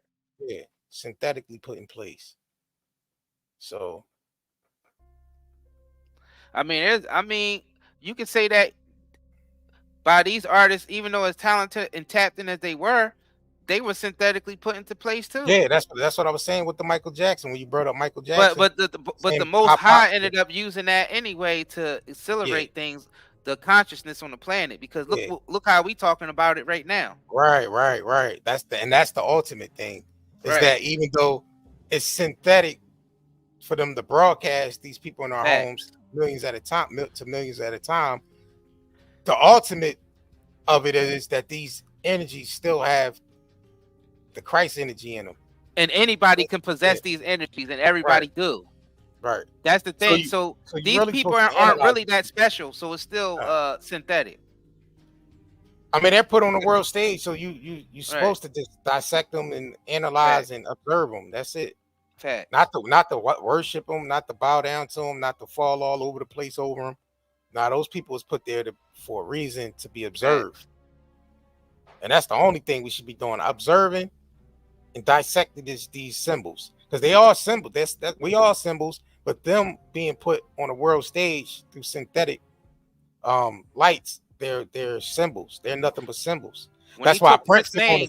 Yup, that's what I was about to say. That's exactly. Yup. His name. What he do? He just took it and turned it into a this.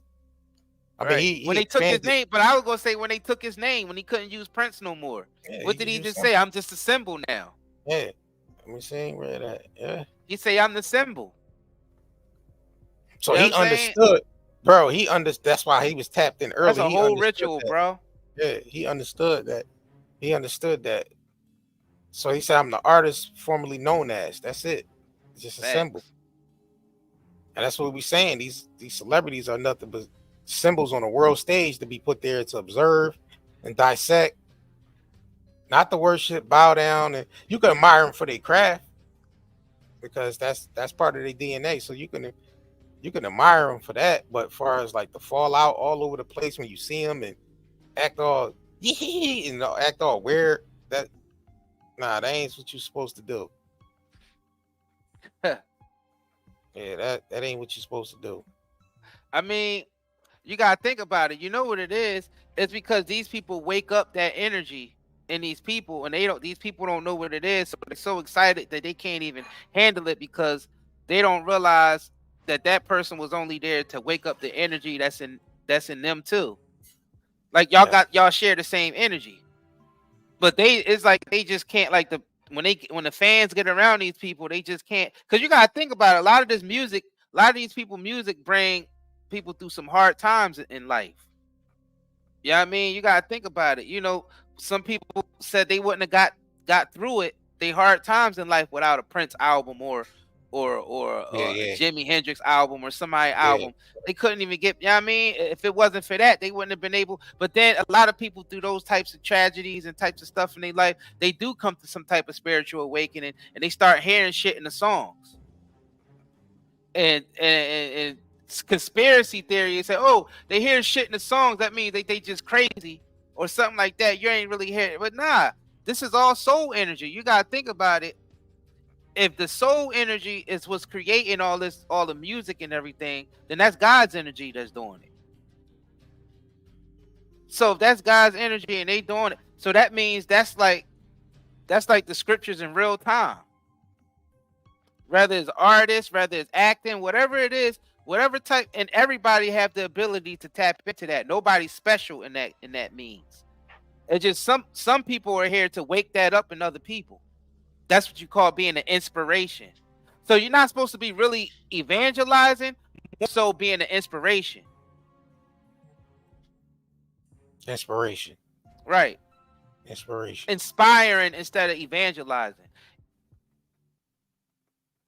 Absolutely. You know what I'm saying? So it's different worlds. Even though it's all in the same world, but it's different worlds.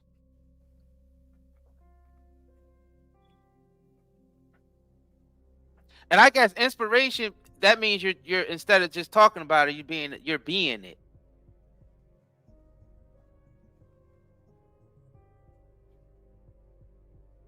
know what I'm saying? I guess that's what it is, because you will see a lot of people evangelizing, but they not even being the character that they evangelizing. Like that they're selling, because you know, evangelizing, that's the marketplace. Buying and selling religion. Yeah, right? buying and selling. Yeah. And I'm not just talking about religion, I'm talking about any type of concept. Yeah, anything can be evangelized. Wherever, you know what I mean? Whatever you believe in, any type of lifestyle, anything, everything's being evangelized. True.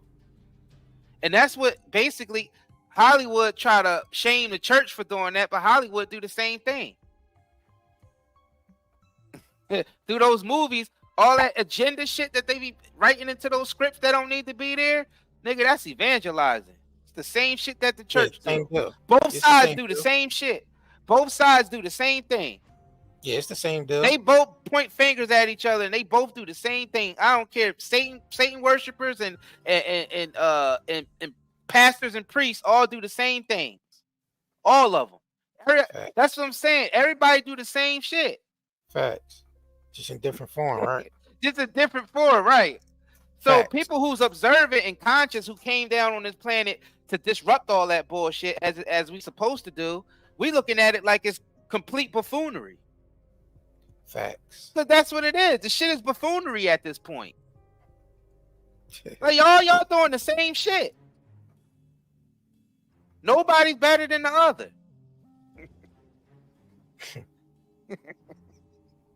Yeah, actually, if you're conscious, eventually you either go crazy, you know what I'm saying? Either you'll go crazy or you just reach a point where, like, you know what? It is what it is. And once you hit that is what it is, that's where you're supposed to be at. You at the right place. You showed up at the right stop. Right. That's funny as shit. Hell yeah. Once you get to that, it is what it is, then you reach the highest shit. That's the highest shit right there. It is what it is. And that's the real meaning of letting go and let God. It is what it is. That's what you end up doing. Facts. And then you good after that. You feel good.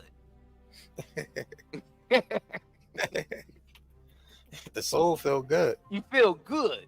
Yeah, it feels after good. That, after you say it is what it is, oh shit. You know what I mean? Right. And that's my pleasure. It is what it is. That's crazy. It is. It is. That's the truth, though. Once you get to that, it is what it is level, bro. That's because you realize nature for what it is. Absolutely. You realize the beast just means the nature of something. That's all it means. People are the mark of the beast. Oh, it's so the beast. Everybody all scared of the beast, and the beast really just means it is what it is, because that's why you say the term the nature of the beast. Can I get my clip on? Not safe till his head is mounted on my wall. I say we kill the beast. We're not safe until he's dead. I had to throw that in real quick, just real quick. Because you brought up the beast, nigga. Yeah, that's how people be acting though. The beast. Oh, be shook up. Oh my goodness, man. The beast, right? The mark of the beast. Oh, they say, oh, the microchip is the mark of the beast. Yeah, the Neuralink is the mark of the beast. The what's the name? Is the Antichrist. Bill Gates is the Antichrist. People, that's their favorite shit. The Antichrist, mark of the beast. Yeah, yeah. No, for real though. Like, I'm like, yo, like that shit is like, you nigga, you already in the belly of the beast right now. You was born in it. You and Jonas, you Jonah in the well. Right, that's what your ass is in the beast right now. The beast is humanity. The nature of humanity is one of the beasts, niggas. Jonah. The beast. Jonah. The beast. Not safe till his head is mounted on my wall. I say we kill the beast. We're not safe until he's dead. Yeah, we're Jonah. Yep. Bro. In the well for 3 days. Bro, if people were conscious of where we actually at spiritually, and then they are Jesus in the tomb. You gotta for 3 days. You gotta realize you ain't gonna be scared of something that you realize already been done to you. The tomb represents they got you scared of some shit. They got you scared of some shit that's coming that you already living through. That's what we try. That's the message we trying to get through. They got you scared of some shit that's coming that's already been done. You're born into it. And already been defeated. Once you get into the right mindset of it is what it is. It is what it is. Right. The shit's already been defeated. Because you realize, oh, that's just the nature of things. But then when you find out your true nature, that's when things take off. It is what it is. That's when things take off, when you find out what your own true nature is and what you really are and who you really are. I think I'm gonna start saying that. That's the only thing that matters in the end. I think I'm gonna adopt that and start saying that shit a lot through everything. It is what it is.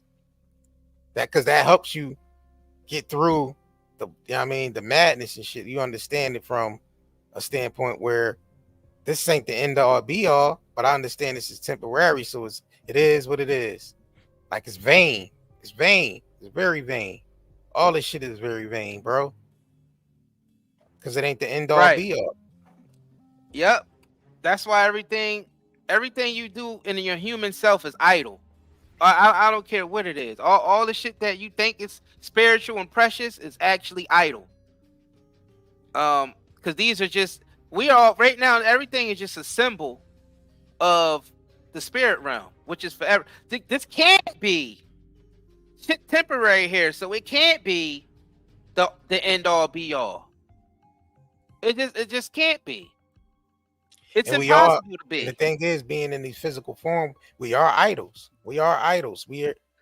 I mean, just think about what an idol represents. A symbol. We are symbols of the Most High. So we're idols. Or a bottle. A bottle is basically the synthetic thing. Like we said, the ocean representing the Most High, and a bottle representing the human body, and scooping some of the ocean out into that bottle is basically like getting some of the Most High spirit and putting it in these physical bodies. And that's exactly what we are. That's the only thing that's animating this shit. It ain't nothing else that's animating this. Yeah, that's the only thing animating. Yeah, that's the only thing that's animating. So it must be, if it's animating some synthetic shit, because it ain't pure energy. Shit. So obviously it's something synthetic, but it's being used to send a message. Not to your physical shell, man. This is just the beast, the body. The body is the beast. The physical body is the beast. Yep, it is what it is. Why you think that shit, the beast hurt? You know what I mean? You get older, aches and pains, all that bullshit. That's the beast kicking your ass right there.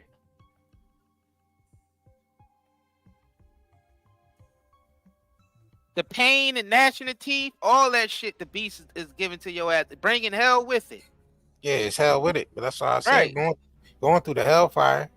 Now, there's no far off place to go to hell at. Like, are you going to suffer here? Then you're going to go to suffer more. Like, well, they too stuck in the physical stuff because they think the mark of the beast is a microchip that they implant in your arm, or they think that, you know what I'm saying, the Antichrist is one particular individual, like a Hitler, or you some scholars would be like, it's Nero, it's King, it's Caesar, it's Nero. All these motherfuckers, they call it Antichrist, but Antichrist is a state of a mind state of being against spirit. That's all that means. Anybody can be the Antichrist. If you're against spirit, if you damning the energy that's flowing through, that's called being an Antichrist. Yeah, the Antichrist. It's that simple. Right. That's all that is. It ain't no particular one person that's coming that's going to be the Antichrist.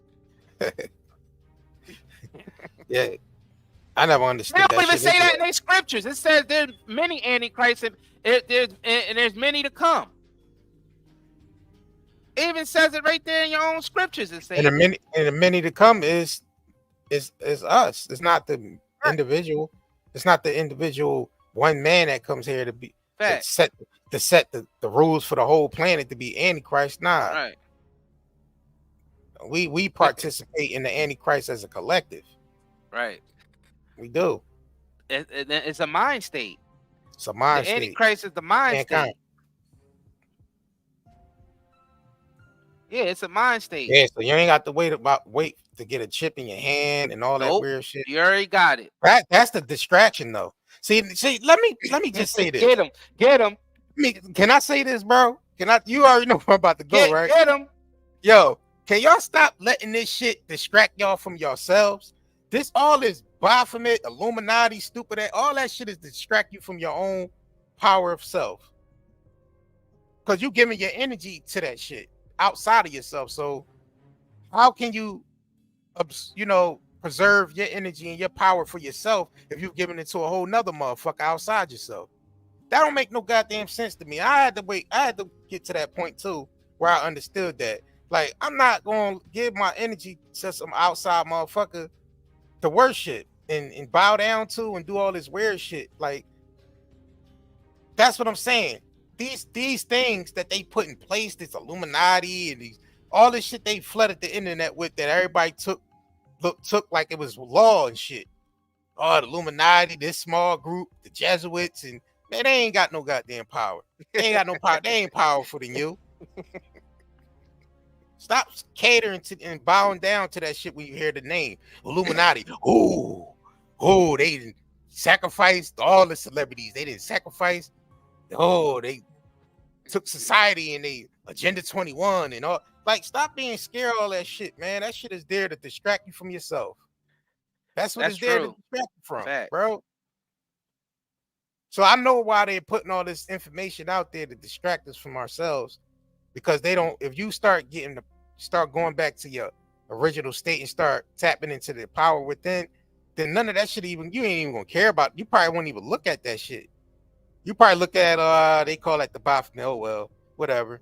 You want knowledge. You want to knowledge. We get wrapped up in that shit too sometimes. We even gotta remind ourselves.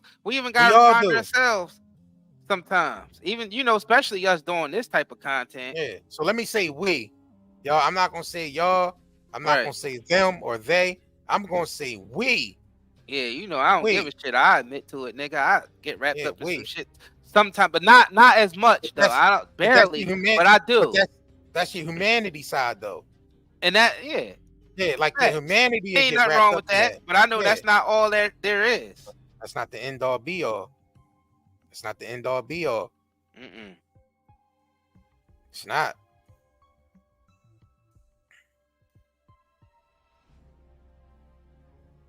Yep. And the fact that I'm able to admit that shit that's the first step of healing. Yeah. Yep.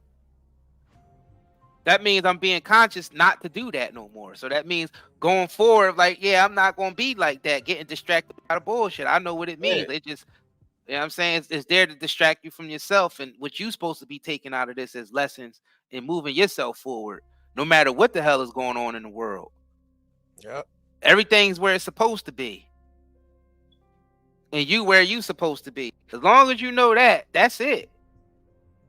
If you confident in that, that's all you need. And everything else, it is what it is.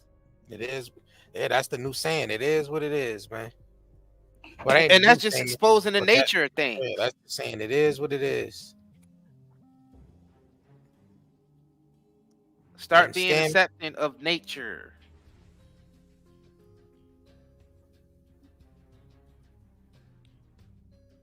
Yeah, we all fall. Yeah, right. We all fall short. Yeah.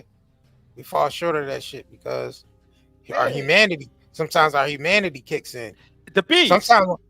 Sometimes when trauma happen and things happen, our humanity kicks in before anything else, because you still feel things being human.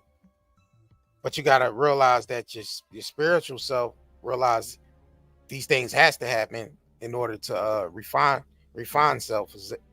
Refine, and that's crazy. The word refine, it's like refining ourselves, bro. You know what I mean? Refine, however you want to put it. We're still refining ourselves through the hellfire, bro. Like, we have to find ourselves. We come one down got here, an E at the end and one got a D at the end. Yeah, so we come here to lose ourselves to find ourselves again. So once again, that's like God becoming man, so man can become God. You know what I'm saying? You put yourself down here, you lose everything, You lose your power, you lose your spiritual power, but then you got to find yourself. You got to find yourself again. We all put ourselves here to do that. That's the game, y'all. Coming here to lose ourselves to find ourselves again. That's the game. That's the ultimate game right there of life. That's the ultimate game of life, y'all. To come here to lose ourselves to find ourselves again. Because that's the only way that the energy can keep growing and flowing. Exactly. The only way the energy can keep growing, because when you do that, you find out more about yourself. Right. When you send yourself through that, from knowing everything to knowing nothing, and then going back, climbing back up Jacob's ladder again, all that is a creation. All of that is creation and more discovery. Right. Because the universe is infinite, so all you're doing is still just discovering more of yourself. That's it. That's all you. And everything outside of you is distraction, and it's keeping you from that. But that's the cause resistance. You got to have some type of resistance to be able to discover yourself. Yeah.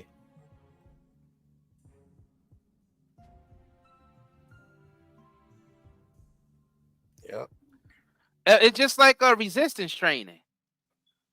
Like people do resistance training to keep the body strong.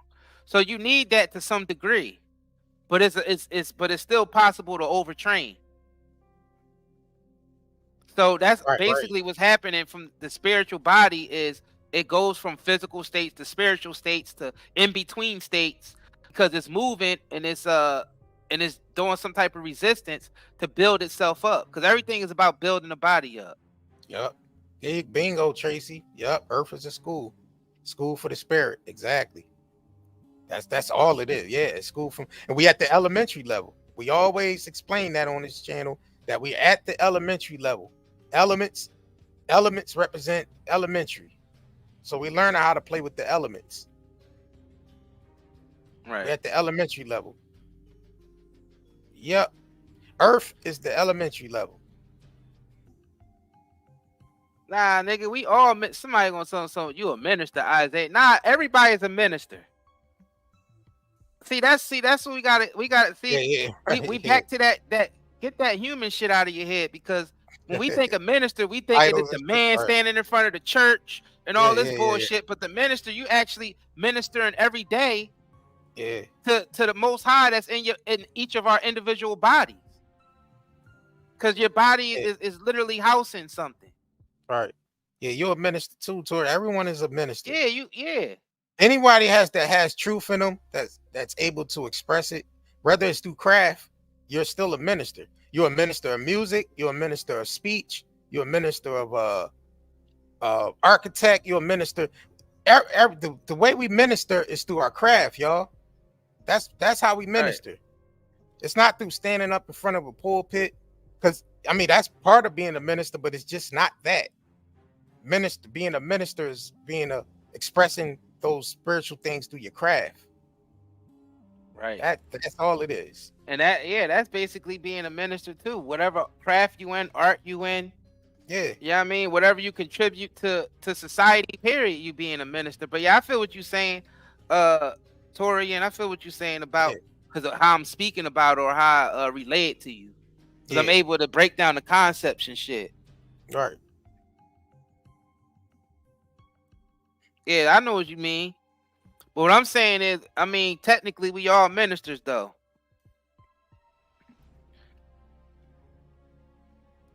Just some of us, I guess, are more tapped in than others. Yeah. I don't think nobody is as special as we think, but everybody is still special. That's the weird thing. That's the crazy thing. Nobody is special, but everybody is special. If you can understand, if you can grasp that concept, then you got the mystery. Everyone is a star. Everyone is a star, and everyone has the ability to tap in, and that's your own individual self that you have power over. You don't only want to have the power to tap in or not. You know, no one else can tap it in for you. That's true. No one else. Think about it, bro. You the only one. You're responsible for tapping into the power yourself. No one can do that for you. You could be inspired to. You could be inspired. That's why we say the ones who have tapped in is supposed to be inspirations. So I guess that's what me and JR are doing right now, are being inspirations. So everybody else can tap into their shit. We ain't. That's why we don't come off as nobody's leaders, or we ain't nobody's leaders or none of that shit. We just here having a conversation to inspire people. See, I don't want to be none of that shit that people want to be out here. You know, Right. I don't. Yeah, I don't need that. You know what I'm saying? I don't need that. I don't need to be called no guru or none of that bullshit. I ain't none of that. I gotta pull up this image, yo. I feel like what him said. He said, "Don't even follow my ass to the bathroom." Hold on, I gotta pull that shit. Right. Yeah. I remember that, John. Yeah. And the thing is, you know what's crazy about that? I've been like, it's like these niggas is just confirmations. Niggas already come to these conclusions, and then you'll pull up, and then next thing you know, the video will pop up. You'll come across a video just to confirm the shit that you already concluded. Facts. Because once you tap into a certain consciousness, that is just you realize, oh shit, really is what it is. It ain't really about changing it. All the energy is really about going with the flow of the energy, but doing it in your own unique way. Absolutely. That's all it is, y'all. I'm telling you, that's the mystery. That and it ain't even that serious. It ain't even that serious. Shit's infinite anyway.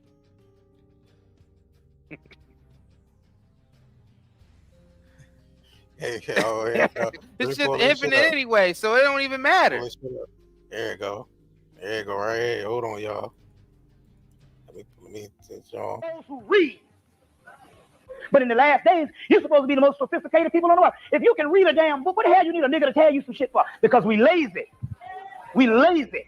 And we want to follow some damn body. I wouldn't follow nobody to the fucking bathroom. Hey, but we are addicted to this thing. Even me. Sister say, brother, I'll follow you to Sirius.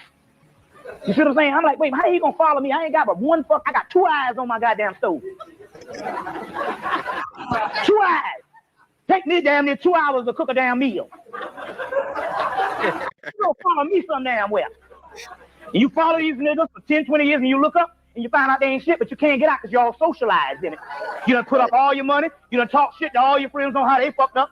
And they little shit they doing ain't no good. And so you can't get out now. So you stay on and on and on with all these old bullshit ass leaders. I don't follow nobody. Basically, they need humility and just die ego death. A nigga was a bad invention. Niggas and flies. One spread filth and one spread lies. The more I hang around niggas, the more I like flies. Count crazy as hell following somebody. Goodbye. Yeah, I mean, that's like one of my social media is about following. Yeah. You know what I'm saying? Yeah. But I mean, you still can't get too hung up because either it's both sides still end up reaching the same road because you could be too spiritual about shit too. Right. You know what I'm saying? So you gotta be careful because you know ego work both ways. That's why it's a forever stalemate on Earth. Facts. I'm talking to the niggas that's really tapped in right now. It's a forever stalemate on Earth. You know? Save your village and not the world. Facts. And then everybody save their own village, then shit, the world will be saved. Facts. That's the truth. You first have to save yourself. That's the one. That's the thing. You first have to save yourself. That's the only reason why it can project outwardly. You have to save yourself first, and then it trickles to different, trickles out or whatever, trickles down or expresses out. Right. That's the only way you can do first. You got to save yourself. Because how can you save a motherfucker if you drowning? Right. If you drowning, how the fuck can you save somebody else? Facts. You have to swim to the drone, get your ass up out of there first, and then start trying to help the next motherfucker, man. Organically, that's how things work. And that's why we say it is what it is. When we say it is what it is, we talking about the nature of shit. Everything works like that in nature. The seed, everything comes from inside the seed and grows out. So if you want some good to happen in the world, it got to start from within yourself first, and then it grows out, and it affects it goes start from you, then it sprouts out, then your household, then it sprouts out some more, then your community, then it sprouts out some more, then the world. And let's just face it, That's just face it. We know this shit has to be like the destruction has to happen, like we say all the time. You're supposed to be destroying your fucking body anyway. I'm not talking about physically just destroying your body. The concept you have to get in your mind that you have to get in your mind that you're a spiritual being encapsulated inside of a body that you eventually got to eat your way the fuck out of. So the body has to be fucking destroyed. That's just what has to happen. So it's going to happen collectively on this planet. This planet has to be fucking destroyed in order for people to ascend. You can't what you going to laugh? You going to be here forever? Nah, that's not what we doing. Hell nah, nigga. Not in this state forever, nah. Yeah, not in this state, nah. Not to say niggas ain't gonna revisit this state. Well, you got all eternity. Yeah, so you probably already been here millions of times anyway. Because if you think about energy, eons energy doesn't go anywhere. It doesn't die. It's just transforms. That's it. It just transforms. So of course you probably been here a million times on this planet anyway. Yeah. Being soon. So we're constantly on a cycle is what we're trying to say. Constantly on a cycle. We're constantly traveling through these cycles. 12 principles, 12 disciples, 12 we're travelers. Yeah, I mean, we're travelers. That's all we are. We're travelers. Yeah, shout out to those Freemason niggas that be talking about the traveling shit. Mm-hmm. Yeah, I know what y'all niggas talking about. On the deepest level. Yeah. The travelers. Niggas is traveling. That's it. And the only time to pack your bags. Yeah, only shit you packing in your bag is the lessons that you learned while you was here. That's it. That's the only bag taking with you. It's a bag of fucking lessons. That's it. And that's what we talking about, that resistance to help the body grow. And that's what happens in the fall. You know what I'm saying? When the leaves return back to the ground, it fertilizes the ground so more, you know what I mean? So it can fertilize the whole earth.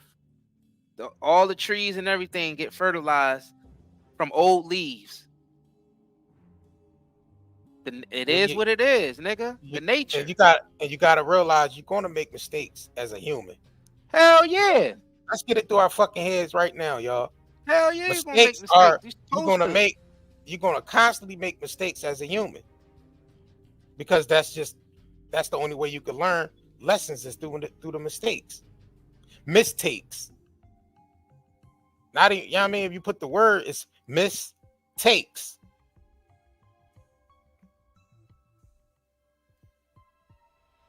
That's why you got that's why that deja vu shit be popping off. Yeah. And that's just time overlapping takes. Action. You doing multiple takes, nigga. Yeah. You're doing multiple takes as coming into humanity. That's that deja vu shit. Yeah, that's deja vu. Mistakes. Niggas don't realize the humans are just actors and shit. The spirit is literally putting on a human costume and doing its little dance, and then it leaves the stage, and then it comes back on stage as something else. Then it leaves the stage, and then it comes back on stage. That's all this shit is, y'all. Like, y'all ain't realized that yet? Right. This is Halloween. Y'all ain't realized Earth was Halloween? Nigga, this is Halloween. Your soul come down here, put on these human costumes, wear them for a little bit, wear them out, and you know what I mean? Leave them here. They go back to the earth, and your soul goes back to where it came from. And then when it decides to come and do it again, it goes to Halloween again, trick-or-treating again. Yeah, trick-or-treating. What's the treat? That's all the fuck you're doing. The shit that we enjoy while we here. That's all you doing. Niggas talking about Halloween is the devil. Nigga, your physical self, your spirit coming here and putting on a physical costume called a human body is literally Halloween, my nigga. You celebrating Halloween every time you come to Earth. Sorry to break it to you, but that's where that spiritual concept came from. It ain't that it's the devil. It's just that's the nature of this place. Yeah, it got watered down when the commercialized shit, when the candy. Candy and all that shit came into play with the costumes and the spookism and all that shit. It's the spookism that fucked it up, that ruined the concept. It's because the industry got behind it. Not even just the industry. Being as though it got passed down through time and time throughout generation to generation through civilizations. That shit got watered down. It got watered the fuck down. all these traditions if you look at the origin of all these traditions, you realize that the shit been watered down. Now we're just getting the tail end of it, like the water. We're getting the water of this shit. Like it's no real information there if you don't have that, that eye to actually dissect it and know where the origins of that shit came from. So we look at it as it's putting up a tree every December. Every October we dress funny, these costumes. Every Easter is the bunny, and you got to realize these are just concepts, y'all. These are symbols and these are concepts. Understand the origins of this shit. You like, well, this shit ain't nothing. That's why I don't knock people that celebrate Halloween or any. Nope. I don't give a shit what people do Christmas anymore. Christmas or Easter or Thanksgiving. They're languages. Yeah, it's just symbols anyway. I mean, those are spiritual languages. Then you won't give a fuck. Like, it's whatever. It is what it is, y'all. There we go. Well, it's to get people into the spirit of it, but then it becomes the spirit of just humanity and industry. Humanity and industry is not. You're supposed to get into the spirit of it by understanding the spiritual concept behind it. Right. You know what I'm saying? Miss AP, you said the body is the shell. Yeah, you break down shell. What is it? S hell. S being Sheol. Sheol being the grave. Or your soul being in hell, basically. Yeah, soul being in hell. S hell. Break down the word. See, languages that we speaking in is symbolic to the spiritual realm. There's no coincidence to the language that we speaking. You just have to break down the words and the meaning of the words. Yeah, because it's all symbolized and coded. Yeah, it's all coded. Niggas really is in the Matrix, y'all. Like, that's what we trying to tell y'all niggas. Like, in the scriptures, all the scriptures is telling you the same thing. What up, Shams?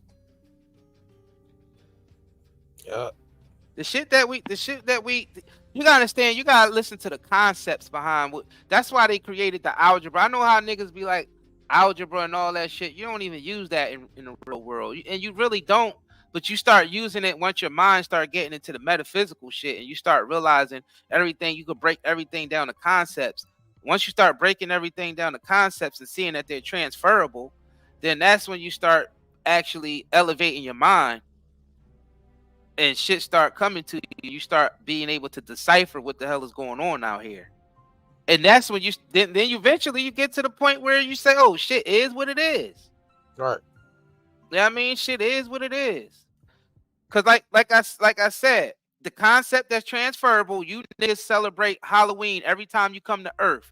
Cause your soul is taking on a physical costume called the human body. Where you go around this world and get tricks and treats in this world. And those are lessons. Lessons are trick and treats, nigga. Tricks and treats are the lessons. All right? Your physical body is the costume. And your soul is wearing that shit. That's Halloween, nigga. Every fucking year, every 365 days a year, you're celebrating Halloween as a human. As not as a human, but the human is the costume, but as a spiritual being, you're celebrating Halloween. And everything down here is candy. And that's the ultimate, because you're getting the taste. All this shit is candy. Right. And it's not good for you, but it's all right in moderation. The shit on this planet, this human shit that we deal with, you must eat from every tree in moderation. You must eat from every tree in the garden except the tree of knowledge of good and evil. So those other trees would be the treats of the fruits of, of life. Those other trees that we was told that we could eat from, those will be the fruits of life. You know what I mean? Yeah. Yep. And those are mind states. That's it. Mind states. That's literally what all that is, are mind states. Because you got to think about food for thought. We say these things, but we're not conscious of why we say them. And these sayings are ancient. Food for thought is very ancient, because the ancients knew in the scriptures that the fruit trees were really your mental state. That's what they really represented. Your mental state. Because you got the fruits of the spirit is a mental state. That niggas love talking about that in their Bible. The fruits of the spirit. Those are all mental states. All of those are mental states. The love, all that stuff, joy, peace, happiness. Those are mental states. Yeah, those are the fruits right there. And that's the fruits right there. Not talking about physical fruits, which is fine to eat, but it's talking about your mental state, which affects your spiritual state. Because your mental state is supposed to be the food for your soul, because your soul experiences food or growing or nutrients through living through physical worlds. Yeah. By reducing its because you gotta think about it, your soul is something that's infinite and it moves in all directions dimensionally. So it's not limited to 5 senses. So the only way your soul can experience 5 senses is if it puts this human costume on. That's the only way it can feel. That's the only way. That's the only way it can actually learn. And that's a spiritual Halloween. And that's a spiritual Halloween. So that's the concepts being transferable. Right there. That's when we say people got to start thinking with higher minds. Elevated thinking. And it raises your vibration and your mental state up. Then you're able to manifest things better. That's more in line with your true nature. Then people will be saying he is what he is. Or, you know what I mean? You are what you are. That means the energy is flowing organically through you. It is what it is. Right. Yeah, y'all, we tapping in today, y'all. If y'all ain't hit that like button, hit that like button. We tapping in today. Right. Yo, we still got 50% off on both shops when you type in discount code NDLive50. You know what I mean? 50% off if you spend $55 or more on both shops. You know what I mean? We definitely appreciate y'all who've been shopping with us. Y'all know that's what keep the lights on. That's what keeps, you know what I mean, keeps this show running. So if y'all interested to keep seeing us go, you know what I mean, continue this show, keep supporting. Facts. Because y'all niggas know YouTube ain't paying niggas shit. Barely anymore. Barely. Not like they used to. Barely. Barely. YouTube turned the faucets off. Right.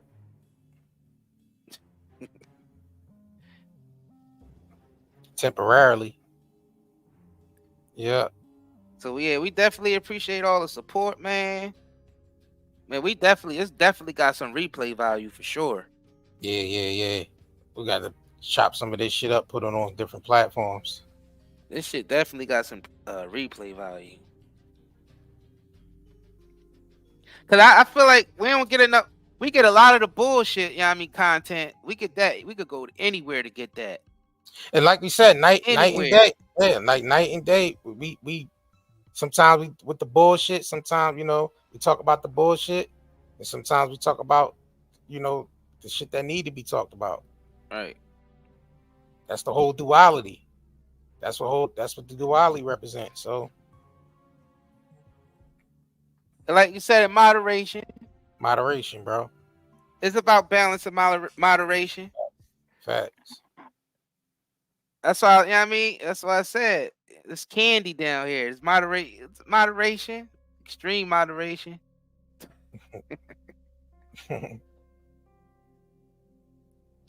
Facts. Yeah, we definitely got to mix it up. We can't just talk about mess all the time, man. That's crazy.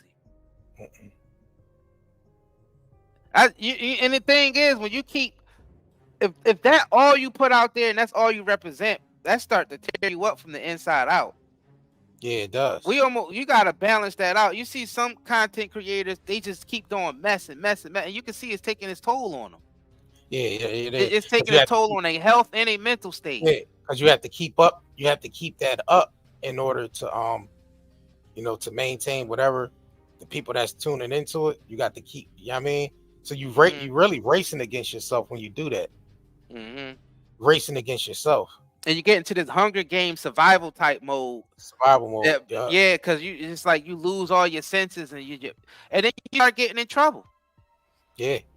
You start getting in trouble because that's all all toxicity, and then you just bringing more and more destruction on yourself and more stress. And you ain't got no other outlet to release any of that. Because when you're a content creator, you're doing that majority of the time.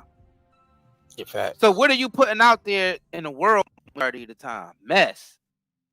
So what are you going to become? Mess. Yeah, you're going to become the very same mess that you know what I mean, continuously putting out. The mess. Unfortunately. Age. The mess age. Man, that shit tear on your soul. But people love seeing people being destroyed like that, it seems. It seems like the masses like watching that. It's almost like they like watching content creators burn. So that's like the whole Hunger Games, you know what I mean? Nah, well, that's desensitizing. Well, the planet is balancing itself out, so that's part of the destruction that has to take place. Facts. You understand? So it's naturally people's going to gravitate towards that because it's part of the destruction. Now, when it's time to build, people's going to gravitate more towards the builders. You know what I'm saying? Right now, people are gravitating more towards the destroyers, because that's the phase we're going through right now. But when it's time to build, then that's where the builders are going to benefit from. Yep. So once you understand that, then you understand what's going on. Like, you know, that's why we not against the destruction. We realize that this destruction must happen. Like, this place is getting destroyed like it's supposed to get destroyed. It's ordained. Because even when you're taking care of a garden, you gotta prune things. Yeah.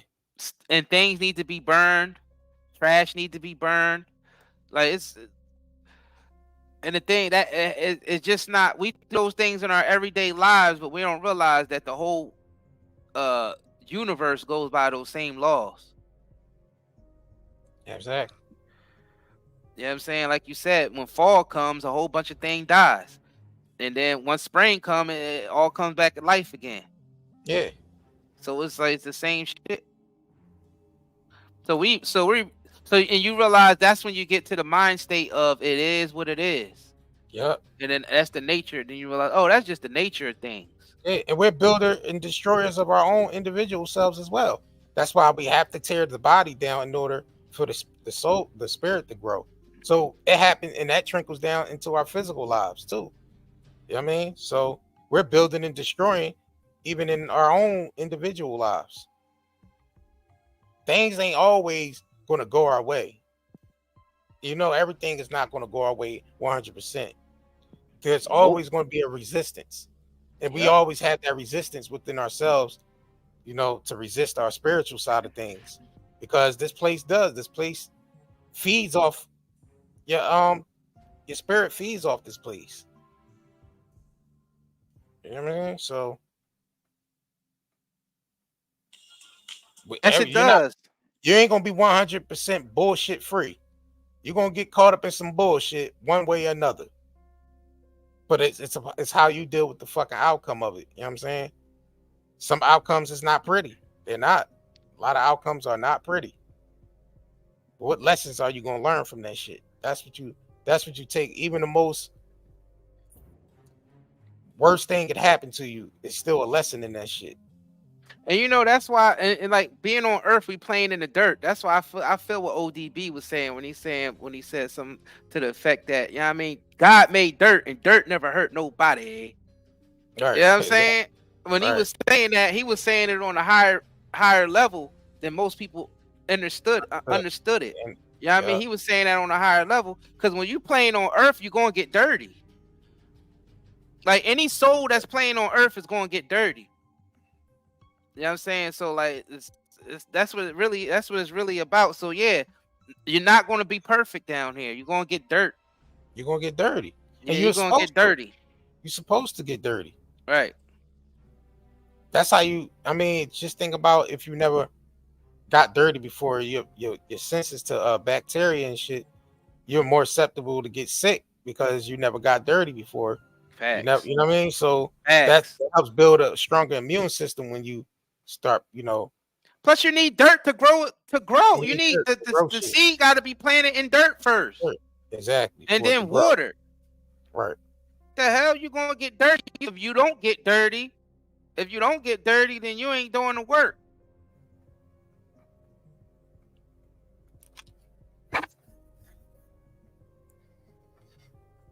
So you gotta think about it. It's all is one big cycle of nature on all different types of levels. On more than one level. Nature is playing out on more than one level, y'all. It's several different levels. Yeah, right. It's 7 different levels. Yep. And people going to look at those demonic lyrics. Man, your soul being on earth is the demon realm. That's why niggas talking about demon time. Their soul was telling them to say that because that's where we're literally at on earth. We're in the lower realms, which is the demon realm. We're angels of light that fell down into a darker realm of ignorance, which creates demons. Because they say angels are demons. Well, angels are fractals of light that makes up one body of light, which y'all call the Most High.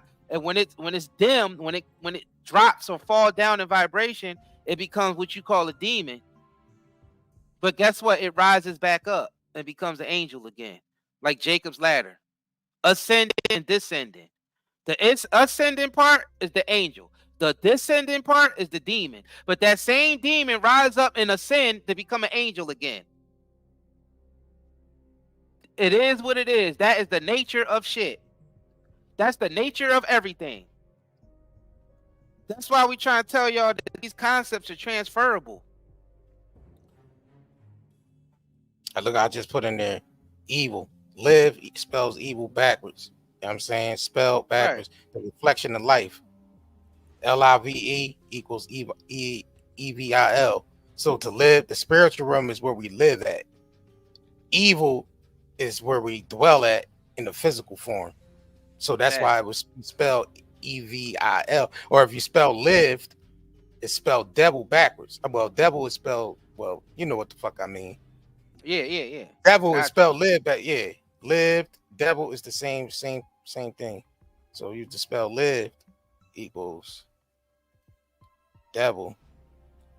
It doesn't mean one devil, y'all. Not fucking a thorn-headed ass or a horn-headed ass red man under the fucking ground with a pitchfork in his hand. That's not the devil. Right. The devil realm is the realm we dwelling in now. Humanity is the dwelling in the devil realm. So if you was to spell live backwards, you know what I mean, you see. You know what a true awakening is? Mirror reflection of itself. I see people talking about awakening and people, you know what I mean, conscious.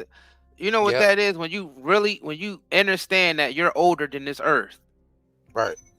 When you truly understand that, when you have that awakening, you know for sure, you 100% sure, 200% sure that you existed before this earth did. That's how you know. Yeah, you when better, you can just feel it. Yep, you know that you're just passing through here. You know that, and you've done it before. Facts. You've done it before. And the thing is, people will try to say that's not biblical. Then how were you known before the womb then? Exactly. And the womb is supposed to be the portal or the gateway onto earth. It's through the womb. Facts. So if you were known before the womb, you know what I'm saying? How were you known before the womb if you didn't exist before it? Yeah. And earth represents the womb to the soul, to the spirit. Every man on earth is a womb man. Womb man. That's why we come through the womb. Which means mankind in the womb. That's why we come through the womb man. The womb man onto earth. Right. Vagina is the portal. Facts. It's the portal for us to get out of here. I mean, to get into this realm. The woman vagina represents the portal. Facts. The womb man. You know what I'm saying? The womb. So we eternal. Yeah, we eternal. We eternal. And both religion and science say that. Both religion and both spirituality, religion, science, all in agreement with that. Right.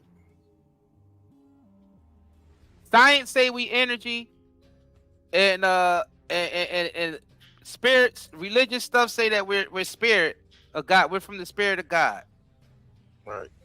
Because they say, oh, when the babies die, they soul just return back to the Lord. DJ, what you say? Dr. Malachi fixing to kick us out the goat. You funny as hell. Why you say that though? I'm not associated. We ain't associated with any of that. I ain't associated with none of that shit out there. Nah, she being sarcastic though. But I was wondering, wow, what do Malachi? What was he talking about? Contrary to what we talk about. Yeah, he probably don't like. Yeah, he probably. I don't really care what niggas is talking about. I know what it is, because but he was saying that didn't that nigga say he was the Messiah or some shit like that? Once upon a time. And niggas be saying that they are the Messiah. Okay, he said the man is the woman. Niggas be saying that shit. Earth is the womb. Now, Earth is the womb. Earth is the belly that house, that's why we call it Mother Nature, Mother Earth, the Great Mother. Or the Matrix. The Matrix. If you look up the origin of the word Matrix, it stands for pregnant female animal. So everybody know that Earth, that this is the animalistic level here. Right. Yes, indeed. Nah, this is literally the Matrix we in. We're inside of a womb, both male and female.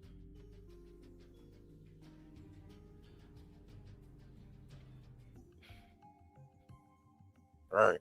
The Earth is pregnant with twins. And it's always male and female. The twins are always male and female. The twins are male and female. The Earth is impregnated with twins, y'all. The Great Mother is impregnated with twins. The masculine and the feminine existing, split into duality to basically inside the belly. But when that, like we said, in order to ascend out of this motherfucker, you gotta be able to be you gotta be able to put your one mind on, your one mind, one body on. Realize it's only one. It's only one. Right. Whether you call it androgynous or whatever symbol you want to label it, it's only one. Damn.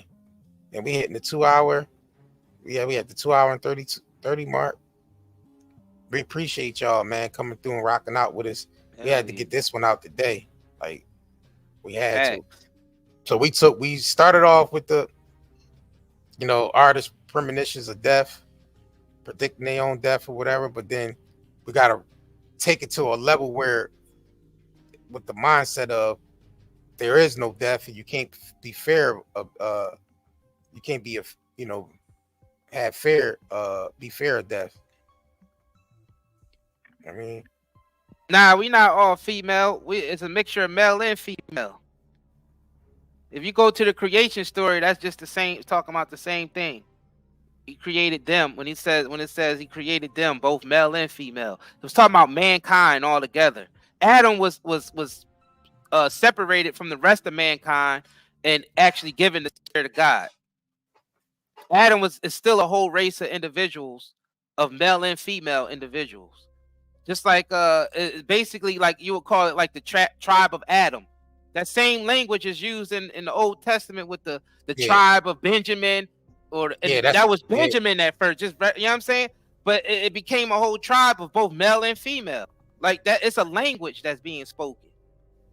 Adam was literally a whole race of individuals who was given the spirit, which is still happening today. And that's just you awakening to your spiritual self. That's it. That's all it is. You're awakening to your spiritual self.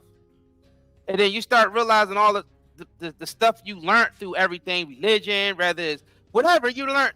you know what I mean, you start seeing the higher messages in the things that you learn. So that's why all that stuff is still important, because people still learn it. The concepts are still there. These concepts are supposed to be transferable for when you actually realize who and what you are, and then you understand what they really meant, what everything really meant. Facts. And it's far beyond some humanity stuff that y'all thinking. It's far beyond humanity. Humanity is the idol. Facts. Humanity is the idol. Yeah, you know what I'm saying? Yeah. Just put it like that. Stuck in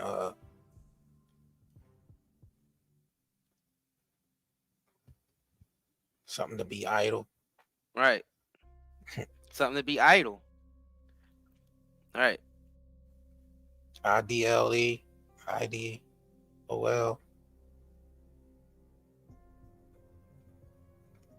Idols. Idols.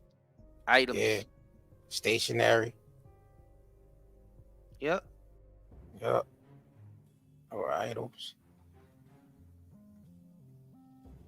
So you could fall into the trap of the idols either way. If you take your humanity too serious, that's worshiping according to your eternal self.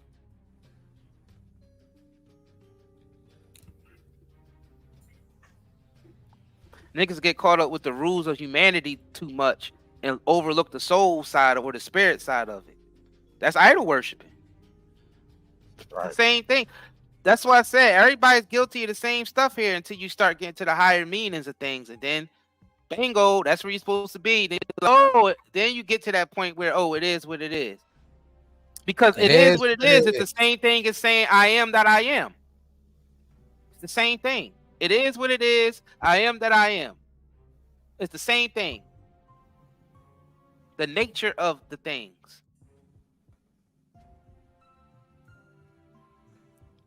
Yeah. I see a lot of Z York talking here. I don't. Yeah, I ain't follow none of these guys. Yeah, I heard some things from. I've heard a couple lectures from him, but I ain't ever really follow. I ain't really follow anybody. A lot of these individuals just confirmed a lot of the stuff that I already concluded, like I said before. And I never agree with 100% anything people say.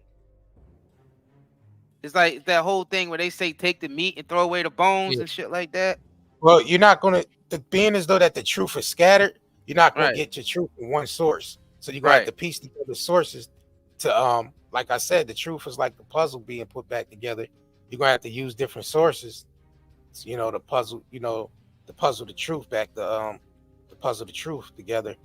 I feel like it's all Lennon. I feel like the puzzle is just the confirmation. Confirmation, yeah, because you're not gonna get, like you said, not one religion is gonna give you the whole spectrum. So you might have to, learn from different sources to basically to get your confirmation.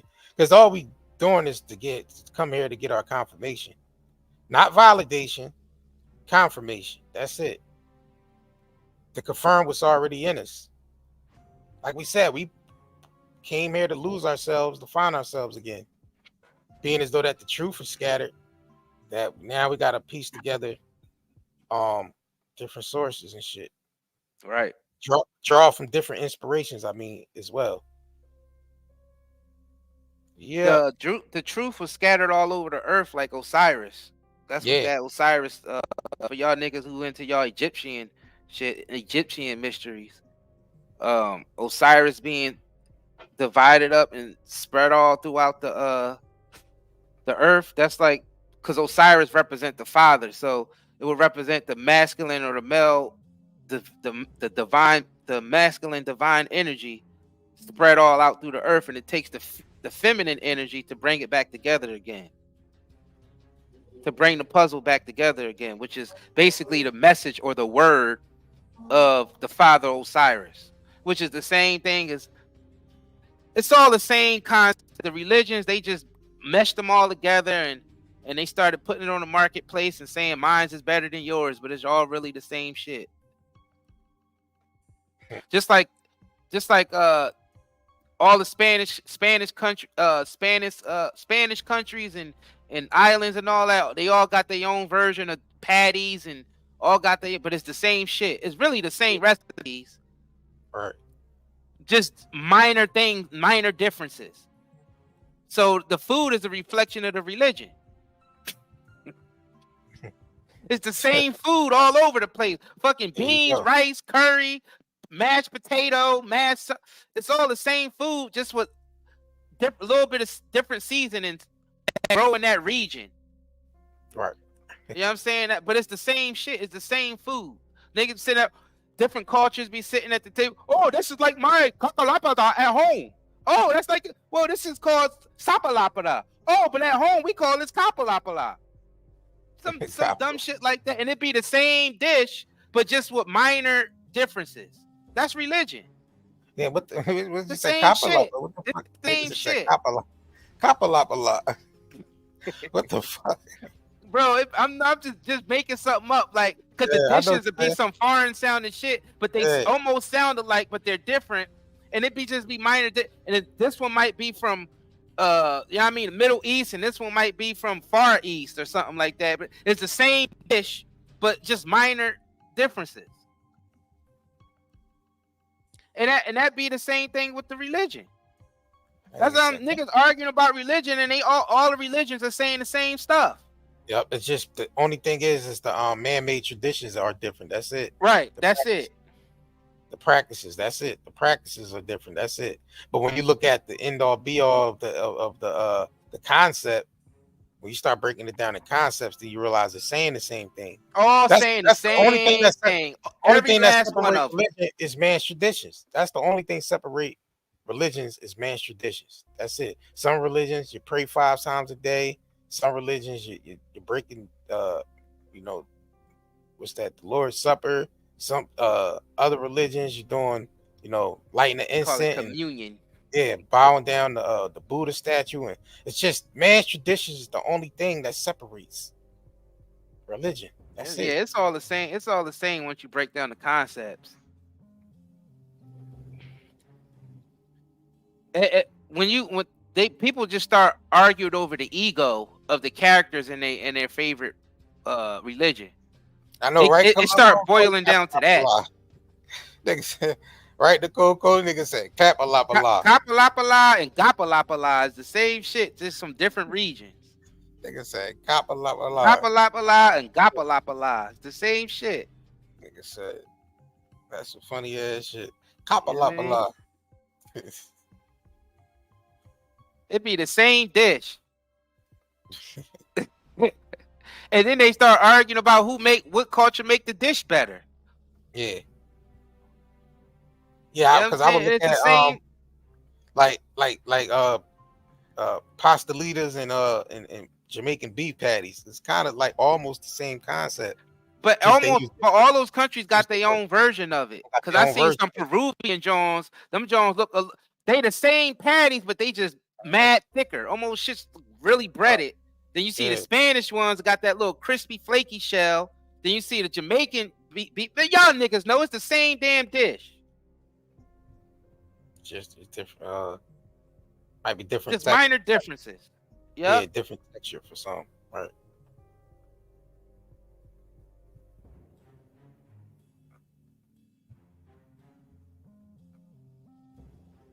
So you gotta start. Hey, look, niggas say, look, nobody can make rice and peas like Jamaicans. Look, see that? That's how niggas be with the. Nobody can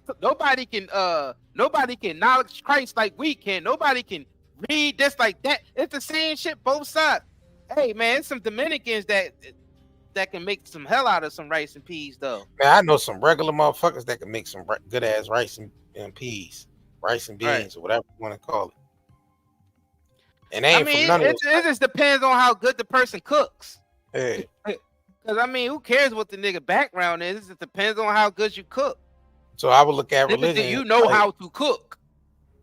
And then you would look at these religions the same way, as far as like is how well you can speak on. You know what I'm saying? How long you could, how good you can speak in the pulpit, shit like that. Yeah, it's just like you might have a preacher saying the same shit, stuff, bro. Yeah, like that, and that's stuff. Like it'd be like the same. This preacher over here is saying this shit. This preacher saying over here, but This one could say it better. He could say it better.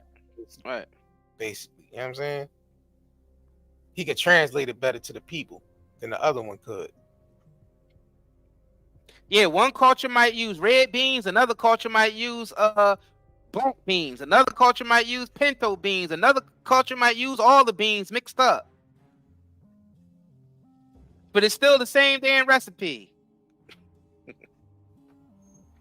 But yeah, man, on that, man, we about to head up out of here, man. Like you said, still 50% off. When you spend $55 or more, both shops. Man, y'all know we got these natural body butters, these soaps and body oils, all chemical free. No chemicals, nothing synthetic. You know what I mean? We got the CBD on deck. Get it while it's cheap, 50% off with discount code NDLive50. Yeah, I mean, we definitely appreciate all the support. Man, yeah, this was a fire live, man. Y'all definitely can replay this and get some playback from it, man. But we about to be up off of this, John. We approaching almost three hours now. Yeah, be at 2:45 mark. Facts. So when I go, y'all, we up out of here, man. We're gonna go ahead and get up out of here, y'all. Smash that like button too.